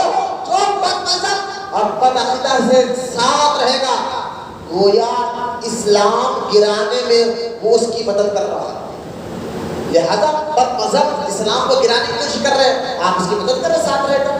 اور یاد رکھیں ظالم کو اللہ سزا بعد میں دیتا. میں اکثر کہتا ہوں ساتھ دینے والوں کو پہلی سزا ملتی ہے. تو کئی مثالیں ہیں کہ یزید بعد میں مرا یزید کے ساتھ دینے والے فوج پہلی مری. تو لہذا یہ اندازہ کریں تو بد عقیدہ وہابی کی صحبت میں بھی آپ وہ بھی آپ کا دوست نہیں ہونا چاہیے. کئی بچے کالج میں پڑھنے والے ہیں یونیورسٹی میں پڑھنے والے بچے ہیں وہ بچے فرسٹ سے اسکول میں تک تو سنی نظر آتے تھے. کالج میں جانے کے بعد یونیورسٹی کے جانے کے بعد جو ہے تقریباً بچوں کو ہم نے دیکھا کہ بچے بدعقیدہ بن گئے. فاتحہ دلانے پر جھگڑ رہے 11ویں کرنے پر جھگڑ رہے 6ویں کرنے پر جھگڑ رہے. کیوں؟ بولے نہیں ہم جو پروفیسر ہمارے کالج میں پڑھا رہے انہوں نے کہا یہ غلط ہے یہ سارا کام حرام ہے شرک ہے بدعت ہے یہ کام غلط یہ کام غلط یہ کام غلط. لہذا آج ہمارے نوجوان نسل جو یونیورسٹی میں کالجوں میں پڑھ رہے ہیں وہ ان کالج کے بچوں کے ساتھ رہ کر اپنے عادتوں کو بگاڑ رہے ہیں. اس لیے باپ کا لازم ہے بچے پر نظر رکھے. بڑے بھائی کا لازم ہے چھوٹے بھائی پر نظر رکھے کہ اس کی حرکتیں کیا ہیں کن سے وہ دوستی کر رہا ہے کن کے بیانات کو سن رہا ہے. تقریباً حیدرآباد کا میں ماحول بتا رہا ہوں کہ الحمدللہ پیدائش حیدرآبادی. لہذا آپ تقریباً جتنے الحمدللہ ماشاءاللہ سنت کے چہرے میں تو آپ کو معلوم ہے کہ مسجد میں کیسا بیٹھا جاتا ہے. اس کے بولنے کی ہمارا ضرورت نہیں پڑنا چاہیے. اگر آپ کو سستی ہے تو تھوڑا باہر جا کے ٹہل کر آ جائیے کوئی مسئلہ نہیں. درود پاک پڑھیے چہرہ اچھا کھلائیے. حدیث سنائی جا رہی ہے قرآن کی باتیں سنائی جا رہی ہے تو بالکل سستی کاہلی بے چینی چہروں پہ. یہ چہرہ ہمارا آئینہ ہے. دل میں جو ہوتا ہے یہ چہرہ بتا دیتا ہے. لہٰذا دین پہ عمل کرنے والے تو بلی اطمینان کے ساتھ بیٹھنا چاہیے. بیان لمبا کرنے کا شوق نہیں ہے لیکن ہمارے پاس مسجد نماز ہی دیر سے ہوتی ہے ہر جمعہ. یہ آج کا جمعہ نہیں ہر جمعہ دیر سے ہوتی ہے کیونکہ روڈ کے قریب مسجد ہے تو ہر جمعہ میں نہیں لوگ آتے تو بولنا پڑتا ہے. سمجھا یہ مولانا جذبے میں پہلی بار بول رہے نہیں جو لوگ جمعہ کے ریگولر آتے ہیں سب کو معلوم ہے یہاں دیر سے نماز ہوتی ہے. تو لہٰذا ذہن بنا کر بیٹھنا چاہیے اطمینان کے ساتھ بیٹھا کرے اور ایسا مت بیٹھے. سرکار منع فرمائے صاحب میری طرف دیکھیے سرکار نے ایسا ہاتھ ٹیک کے بیٹھنے کو منع فرمایا حدیث پاک۔ اللہ کے رسول صلی اللہ علیہ وسلم فرمایا کہ جو زمین پر ہاتھ ٹیک کر بیٹھا اس کے تک کمزور ہے، تو کبھی بھی مسجد میں نہیں، گھر میں بھی نہ ہونا، نہ دکان میں نہ گھر میں بیٹھے بیٹھے ایسا ہاتھ نہ ٹیکے، اس میں انشاءاللہ عمل کرے گا۔ یہ حدیث ہے، لہٰذا مطالعہ کریں۔ میں آپ کو بتا رہا تھا کہ حضور نے فرمایا کہ دوست کو دیکھ کر دوستی کرو، اس حدیث کی شرح کر رہا ہوں اور بہت قریب آ گیا، سنیں آپ، دوست کو دیکھ کر دوستی کرو۔ تو سب سے پہلے دوست کو دیکھ کر دوستی کا مطلب پہلے یہ دیکھو کہ اس کا عقیدہ کیا ہے، وہ سنی ہے یا وہابی ہے۔ اور بعض لوگ کو کہتے ہیں مولانا یہ سنی وہابی کا جھگڑا، میں نے کہا یہ جھگڑا نہیں ہے۔ کیا وہابیوں کی اپنے بہن دی کے اس سے جھگڑا نہ ان کے گھر سے بہن لائے، نہ اپنے بہن، کوئی ذاتیت کا جھگڑا نہیں ہے، نہ کوئی مال کا جھگڑا ہے، نہ کوئی پیسے کا جھگڑا ہے، بلکہ آپ دیکھیں صحیح مسلم کتاب الایمان میں حدیث پاک ہے، اللہ کے رسول صلی اللہ علیہ وسلم نے فرمایا دوستی بھی اللہ کے لیے کرو، دوستی بھی اللہ کے لیے کرو۔ مطلب کیا؟ یعنی ان سے دوستی کرو جن سے اللہ راضی ہے، جس کے دل میں اللہ سے محبت ہوگی تو وہ دوستی انہی سے کرے گا جو اللہ کے لیے کرتے ہیں۔ اس لیے حدیث نے کہا کامل مسلمان مومن ہونے کی پہچان کیا ہے؟ بتاؤ، دوستی بھی کرے گا تو اللہ کے لیے، دوستی بھی کرے گا تو اللہ کے لیے، اور دشمنی بھی کرے گا تو اللہ کے لیے۔ یعنی جس سے آپ محبت کرتے ہو اس کے دشمن کے ساتھ آپ کی دوستی رہے گی نہیں، یہ طریقہ ہے دنیا کا۔ جو آپ کا دوست ہو تو دوست کا دشمن آپ کا بھی دشمن، دوست کا دوست آپ کا بھی دوست، لیکن دوست کا دشمن آپ کا دوست نہیں ہو سکتا۔ تو میں نے کہا مثال ہی حضور فرما رہے کہ دوستی بھی اللہ کے لیے کرو، دشمنی بھی اللہ کے لیے کرو۔ وہاں بھی بدعقیدہ سے ہماری دشمنی ذاتی نہیں، اللہ کے لیے۔ اور معاملہ سنے، ہماری دشمنی سے فاتحہ درود پر نہیں ہے۔ بعض لوگ کہتے ہیں مولانا ہمارے پاس ایک لڑکی کا رشتہ آیا، بچہ فاتحہ نہیں دلاتا۔ میں نے کہا ایسی بچی کو تو اپنے گھر میں رکھو، لیکن بند ہو، بولے کیوں فاتحہ نہیں دلاتا؟ گھر اچھا ہے، مکان اچھا ہے، کاروبار اچھا ہے، خوب پیسے والے۔ میں نے کہا ہمیں بہت معلوم ہے، دولت خوب پیسے والے کو بہت معلوم ہے کہ آج جو ہے یہ ان کا پیسہ کہاں سے آ رہا ہے، ہمارا منہ مت کھلاؤ، لہذا بد عقیدہ کو بچی مت دو۔ یہ آپ ظلم کر رہے ہیں، ہم نے نہیں کہا۔ کیا تمہیں یہ حدیث نہیں بتائی؟ اللہ کے رسول علیہ السلام نے فرمایا بد مذہب کو نہ لڑکی دو نہ وہاں سے لڑکی لاؤ۔ یہ حضور کی حدیث پاک ہے، کسی عالم کا فتویٰ نہیں ہے، کسی مفتی کا فتویٰ نہیں ہے، حدیث ہے اللہ کے رسول علیہ السلام کی۔ نہ بد مذہب بد عقیدہ کو لڑکی دو نہ وہاں سے لڑکی لاؤ۔ اب میں آپ کو بتاتا ہوں، جھگڑا وہابی کا سنی کا جھگڑا فاتحہ درود کا نہیں ہے۔ جتنے بچے ہیں نوجوان، اگر آپ پہلی بات سن رہے ہیں، میں جھگڑے کی بات نہیں کر رہا ہوں، بات جو ہے وہ آپ کو سمجھا رہا ہوں۔ میری بات کو یہ نہ سمجھے کہ مولانا آپ جھگڑے کی بات کر رہے ہیں، لڑائی کی بات کر رہے ہیں، امن محبت کی بات کریں۔ میں نے کہا کئی کا امن جب حضور سے محبت ہو، حضور کے سارا امن ساری محبتیں حضور کے قدموں کو قربان، جو حضور کا ہے وہ ہمارا ہے، جو حضور کا نہیں اس سے امن کی بات ہم نہیں کر سکتے، جو ہمارے رسول کا نہیں اس سے محبت کی بات ہم نہیں کر سکتے۔ معاملہ فاتحہ درود کا نہیں ہے، پھر کہہ رہا ہوں فاتحہ ہے کیا؟ مجھے بتائیے فاتحہ ہے کیا؟ فاتحہ ہے، فاتحہ حدیث پاک میں آتا ہے جب تم کھانا سامنے رکھو تو بسم اللہ پڑھ کر کھاؤ۔ یہ حدیث تو سب جانتے ہیں ہے نا، آپ جانتے ہیں، ہم سب جانتے ہیں۔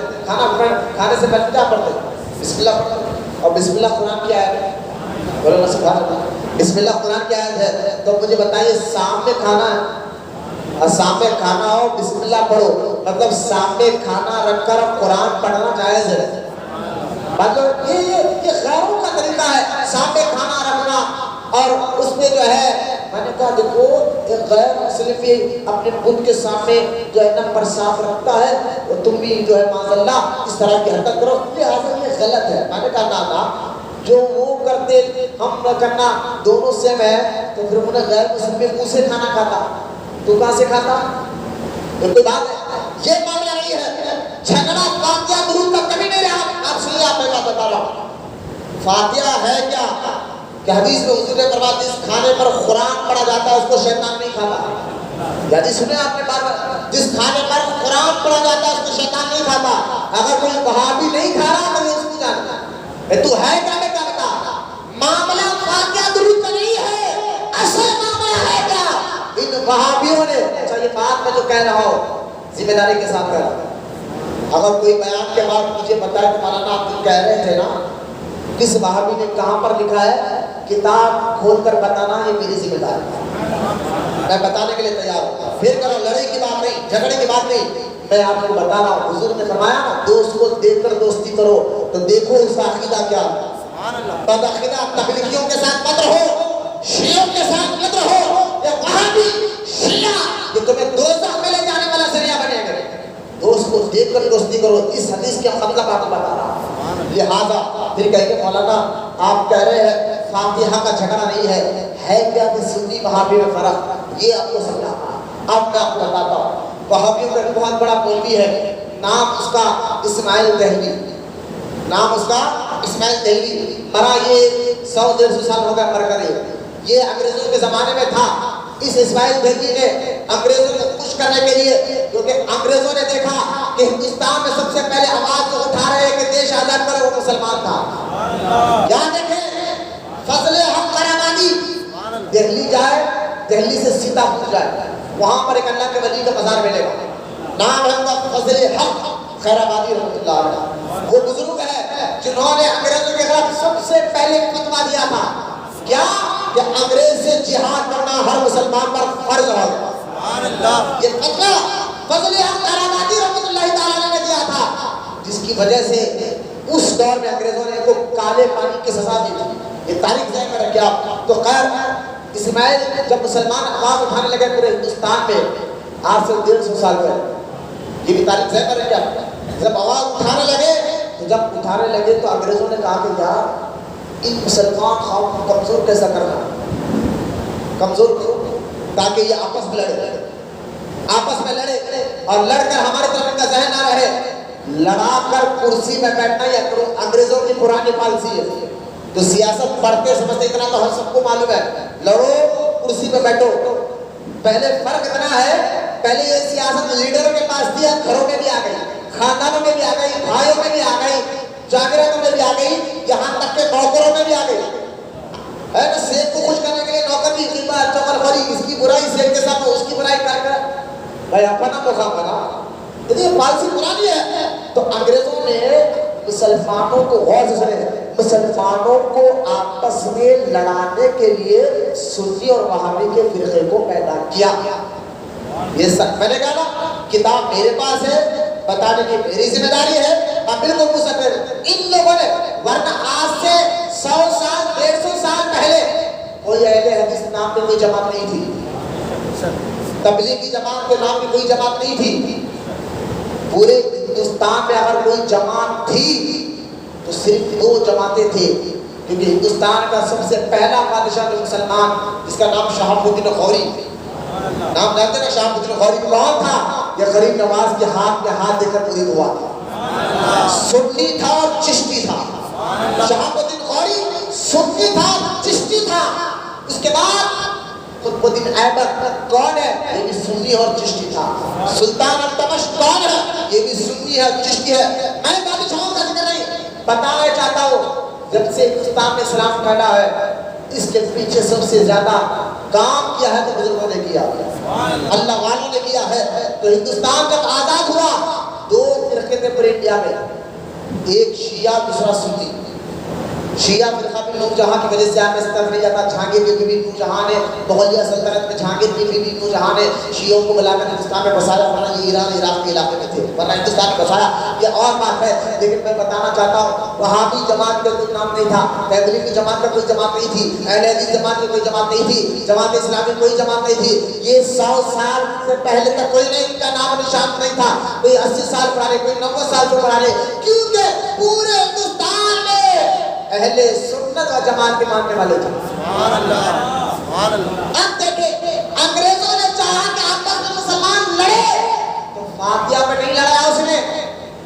ہم سمجھیں فاتحہ کا مسئلہ ہے سنی وہابی میں, لہٰذا وہ بھی نماز پڑھتے, یہ بھی نماز پڑھتے. مولانا وہ نماز پڑھ لے, روزہ رکھ کر آپ کہہ رہے نہیں وہ کافر ہے. میں نے کہا حضور کے دور میں منافقین نماز ہی پڑھتے تھے, ان کے پیشانی پر نماز کے گھنٹے بھی تھے. لیکن اللہ قرآن میں کہتا ہے 28واں پارہ سورہ منافقون کے پہلی آیت پڑھے, اللہ کہہ رہا ہے کوئی غور میں اللہ کہہ رہا ہے سورہ منافقون کے 28 سے 12 پہلی آیت پڑھے اللہ فرماتا ہے حبیب میں گواہی دیتا ہوں یہ مسلمان نہیں ہے آپ بتانا کرے لہذا اب اسماعیل دیلوی میں نام کہا نا اسماعیل دیلوی یہ پنجاب کے بارڈر میں سکھوں نے یعنی پنجاب کے پٹھانوں نے اس کو مار دیا اسماعیل دیلوی کو پنجاب کے علاقے میں پٹھانوں نے مارا کیوں مارا میں آپ کو وہی بتانا چاہ رہا ہوں آپ دیکھیں اسماعیل دیلوی نے انگریزوں کو خوش کرنے کے لیے اپنے آقا کو آج اپنے لیڈر کو خوش کرنے کے لیے بہت کچھ کرتے ہوئے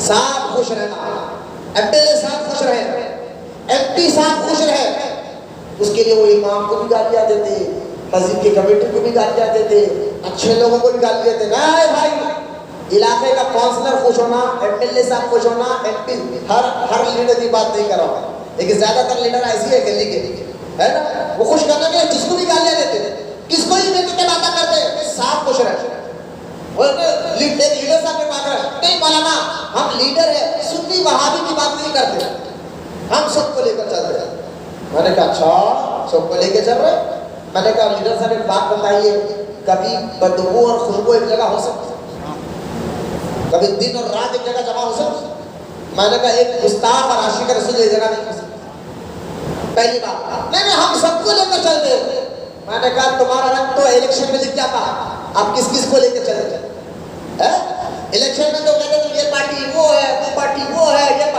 جب جا کے لیڈر صاحب کو بولا نہیں لیڈر صاحب اب سب کو لے کر چلو چلتے ہو لیڈروں کو دیکھ کر دین مت سیکھو پہلوانوں روٹیوں سے دین نہیں دین عالم دین سے سیکھا جاتا ہے دین مسجدوں کے ممبر سے بتایا جاتا ہے ایسے پک لوگوں کو دیکھ کر دین پر انگلی مت اٹھاؤ عالم دین کا اولیاء اللہ کو دیکھ کر دین سیکھا پڑا کون ہے لیڈر اپنی کرسی کے لیے تو جب سب کو بولتے یہ پارٹی وہ یہ پارٹی ایسی وہ پارٹی ایسی اور جب بات دین کی آتے نہیں ہم سب کو لے کر چلتے ہیں ارے مر گئے نا خبر میں مرو گے نا نہ خبر میں تمہارے ساتھ نہ اندر قبر کے نہ ماں ساتھ آئے گے نہ باپ نہ لیڈر نہ پہلوان نہ دوست اگر قبر میں ساتھ آئے گے تو مدینے کے تاجدار محمد رسول اللہ صلی اللہ علیہ وسلم نے دکھلائے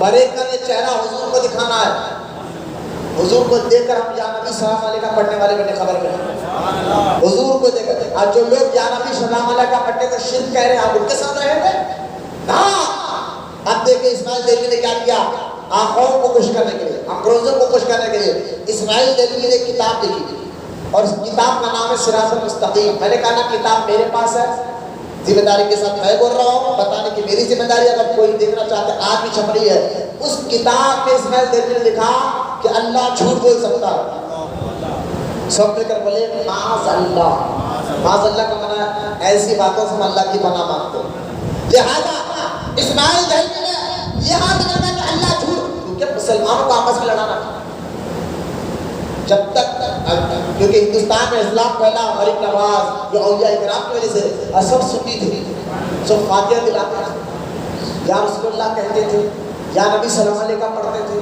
یا غوث المدد کہتے تھے بولنا سمجھ تو لہذا اس کے لیے اور یہ مانتے ہیں تمام مسلمان اللہ کے بتانے سے نبی سب جانتے ہیں غیر پہلے لہذا نبی سے محبت اولیاء سے محبت سب معاملہ تھا لیکن اس نے سب سے پہلے تو کہا اللہ جھوٹ بول سکتا ہے پھر یہاں تک کہا کہ تم اگر نماز پڑھ رہے ہو نماز اگر تم پڑھے اور نماز میں تمہیں جانور کا بھی خیال آ جائے تو تمہاری نماز نہیں ٹوٹے گی لیکن اسی اسماعیل دیلوی نے لکھا اگر نماز پڑھتے پڑھتے تمہارے نبی کا خیال آ جائے تو نماز ٹوٹ جائے یہ جملے لکھے گئے ہیں کتابوں میں آج بھی چھپ رہے ہیں ہمارے حیدرآباد کی زبان میں بولتے نا 100 بکار ایک لکھ رہے ہیں یہ لوگ کہ اللہ کو جھوٹ بول سکتا کہہ رہے ہیں نبی پاک علیہ السلام کے بارے میں گھٹیا الفاظ یہاں تک کہ کہا کہ نبی مردہ پٹھی مر گئے پٹھی میں مل گئے لکھا ہے انہوں نے خلیل ابن عبیدی کی کتاب ہے تہذیب الناس اس کتاب میں اس نے لکھا کہ سنو دیوار شیطان کے پاس علم زیادہ ہے نبی کے پاس کم ہے یہ ہے وہابی سنی میں اختلافات کہ انہوں نے اللہ کی شان میں گستاخی رسول پاک کی شان میں گستاخی اور اس طرح کبھی ہمارے کی شان میں گستاخی، حضور کے علم میں، عمل میں ان لوگوں نے فاتحہ دعوت کا مسئلہ کبھی نہیں رہا ہے. اصل مسئلہ ان باتوں کا ہے جو میں آپ کو بتا رہا ہوں. اس لیے حضور فرماتے ہیں دوستی کرنے سے پہلے دوست کو دیکھ کر دوستی کرو. بولو نا سبحان اللہ. تمہارا دوست بدعقیدہ نہیں ہونا چاہیے، تمہارا دوست وہابی نہیں ہونا چاہیے، تمہارا دوست کوئی بدمذہب نہیں ہونا چاہیے. ایک تو حدیث کا یہ معنی ہے. دوسرا تمہارا دوست کوئی روڈی نہیں ہوگا. کوئی بیٹھ جائے بیٹھ جائے. ہمارے شبیر نہیں کہ سوچ رہے جہاں جگہ کے لیے بیٹھنا کھاندے پھیلائے لیتے بتاؤ کھاندے پھیلاتے آنا گناہ ہے اصلاح سے. اس حدیث کا دوسرا مطلب بتا کر بات بتا کر رہا ہوں. سرکار نے کہا دوست کو دیکھ کر دوستی کرو. اب جب آپ دو لوگ آتے دوستہ بنا کے بیٹھ رہے شرابیوں کو، روٹیوں کو، پہلوانوں کو، سود خوروں کو، ذرا ان کو سنے آپ. سرکار نے کہا سچا دوست وہ ہے جب تم اللہ کو بھولے تو تمہیں اللہ کو یاد دلائے. درود پاک پڑھے. کہاں سراج کا ہے؟ یہاں پر لوگ گاڑیاں لے کے اندر آ رہے ہیں. کہاں ہے سراج؟ درود شریف پڑھے. اللہم صلی علی سیدنا محمد ما دل جود والکرم علی آلہ وآلہ وسلم صلاۃ و سلام علیک یا رسول اللہ صلی اللہ علیہ وسلم. ابھی حدیث کا دوسرا معنی سنیں آپ ذرا. اللہ کے واسطے اپنے کھنگالے ہمارے دوست ہے کیسے؟ دوستی جو ہے نا دوست اللہ کے لیے کرو، محبت بھی اللہ کے لیے، دوستی بھی اللہ کے لیے، دشمنی بھی اللہ کے لیے. سرکار فرمایا جو ایسا کرو وہ کامل مومن ہے، کامل مسلمان ہے. تو لہٰذا زیادہ تر جو آیت مبارکہ میں نے پڑھی ہے نا سورہ فرقان اور آیت نمبر 27 جس میں اللہ نے فرمایا کہ کئی لوگ کہیں گے قیامت کے دن ہائے فلاں کو میں اپنا دوست نہ بنایا ہوتا تو آج دوزخ میں نہیں جنت میں جا رہا ہوتا. تو دوست تمہارے اگر گناہگار ہے، شرابی ہے، آپ دیکھیں اللہ کے رسول صلی اللہ علیہ وسلم نے فرمایا اللہ نے تم کو جن کو عزت دی تم ان کو عزت دیا کرو. اللہ نے جن کو عزت دی تم ان کو عزت دیا کرو، اللہ تمہاری عزت کو بلند کر دے گا. اور اللہ نے جن کو عزت نہیں دی اگر تم ان کی عزت کرو گے تو اللہ تمہیں ذلیل و رسوا کر دے گا. ابھی حدیث بھی سنے نا، یہ حدیث بھی بتایا، آپ کو بتایا بچوں کو مطلب کیا ہے. جن کو عزت دی آپ اپنے عقل سے سوچئے اللہ نے کس کو عزت دی. آپ کہیں گے بولا نا جن کو اللہ نے عزت دی وہ اولیاء اللہ ہے، نبیوں کے بعد اولیاء اللہ ہے اور علماء اکرام ہے، عالم دین ہے، حافظ قرآن ہے، مفتیان اکرام ہے. ان کو اللہ نے عزت دی. تو حضور کیا بتا رہے جن کو اللہ نے عزت دی تو ان کی عزت کیا کرو تو تمہاری عزت کو اللہ بلند کر دے گا. اور جن کو اللہ نے ذلت دی ان کی عزت کبھی مت کرو، ان کے لیے کھڑے مت ہو، ان کا ادب مت کرو. مجھے بتائیں کون ہے وہ جن کو عزت اللہ نے نہیں دی؟ تو آپ کہیں گے وہ سود خور ہے. سود خور کے بارے میں حدیث نہیں سنی آپ نے؟ سود خور کے بارے میں اتنا بڑا گناہ حضور نے فرمایا کہ اپنے ماں کے ساتھ زنا کرنے کے برابر کا گناہ سود خور کو ملا تھا. لہذا سود خور ہو، شرابی ہو. اب کئی دوست ہمارے شرابی تو ہوتے ہی ہوتے اللہ ماشاءاللہ چل کے چھوڑ شرابی نہ جانے گنجیبیا نئے قسم کے نشیات نکل گئے ہیں. اب سنیے حدیث کے پاک میں اللہ کے رسول علیہ السلام نے ارشاد فرمایا اگر کسی نے یہ کہا کہ فلاں دوست فلاں شرابی کو اپنا دوست کہا، شرابی کو کہ یہ میرا دوست ہے. حدیث میں سرکار نے کہا شرابی کو اگر کسی نے کہا یہ میرا دوست ہے قیامت کے دن اللہ اس کو ہندا اٹھائے گا. قیامت کے دن وہ ہندا اٹھے گا. تو شرابی ہو، سود خور ہو، جو روڈی ہوگا، جو زمینیں ہڑپ رہا ہے لوگوں کے، یتیموں کے مال کھا رہا، بیواؤں کے مال کھا رہا، لوگوں کے زمینیں ہڑپ کر ڈرا کر بھگا دے رہا، ان کو دوست بناؤ گے تو یقین جانے اللہ ظالم کی پکڑ بعد میں کرتا ہے، 7 دن والوں کو پہلے سزا دیتا ہے. آج ضرورت ہے ہمارے بچے ہم اپنی سنگت کو دیکھیں. ارے بھائی مٹی کے ساتھ چند دن گلاب رہ جائے تو گلاب کی خوشبو مٹی میں بھی آ جاتی ہے، مٹی کے اندر بھی آ جاتی ہے.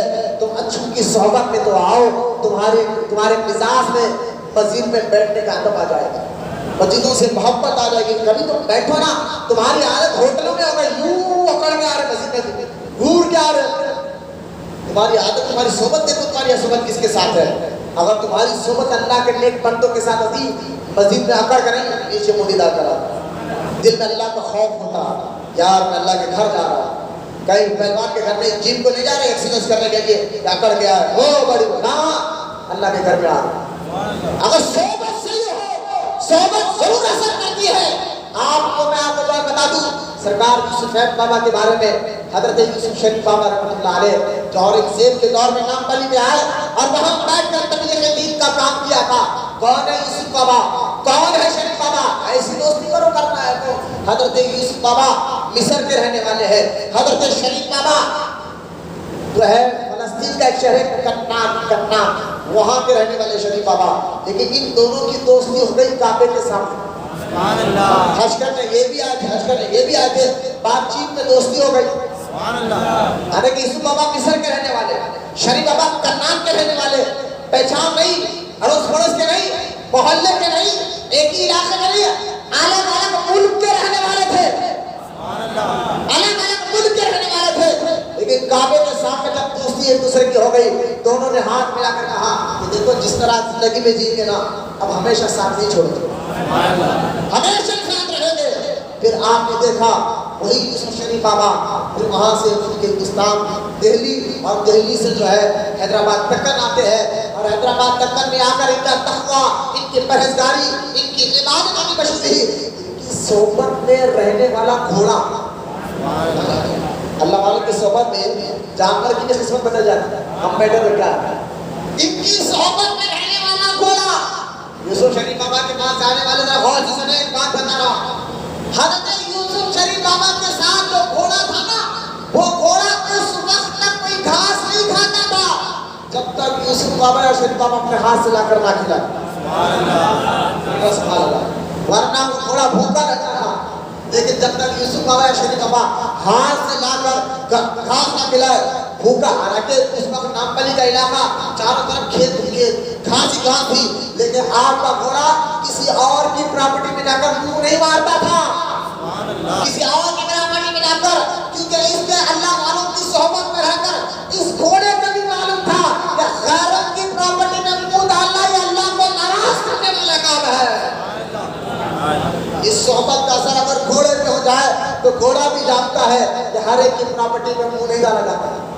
تو تین موڈیوں کو دوست بنا رہے ہیں جو لوگوں کی پراپرٹی حاصل کرنے بیٹھے ہیں، ایسوں کو دوستی بنا رہے ہو، جب دیکھیں دوستی بھی ایسی تھی یوسف شریف بابا، جب حضرت یوسف کا انتقال ہو گیا، حضرت شریف بابا باہر کہیں گئے ہوئے تھے، جب واپس آئے دیکھا یوسف بابا علیہ رحمت کا انتقال ہو گیا، دنیا سے جا چکے ہیں ظاہری طور پر۔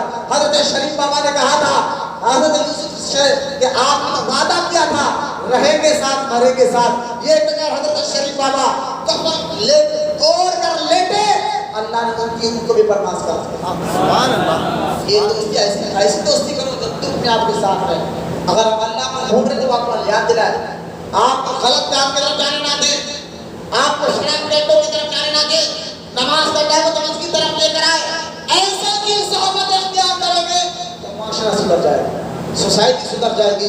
آج جو ہمارے اندر سدھار نہیں آ رہا ہے غلط صحبت کی وجہ سے ہی ہے۔ اللہ ہم تمام کو کہنے سننے سے زیادہ عمل کی توفیق عطا فرمائے۔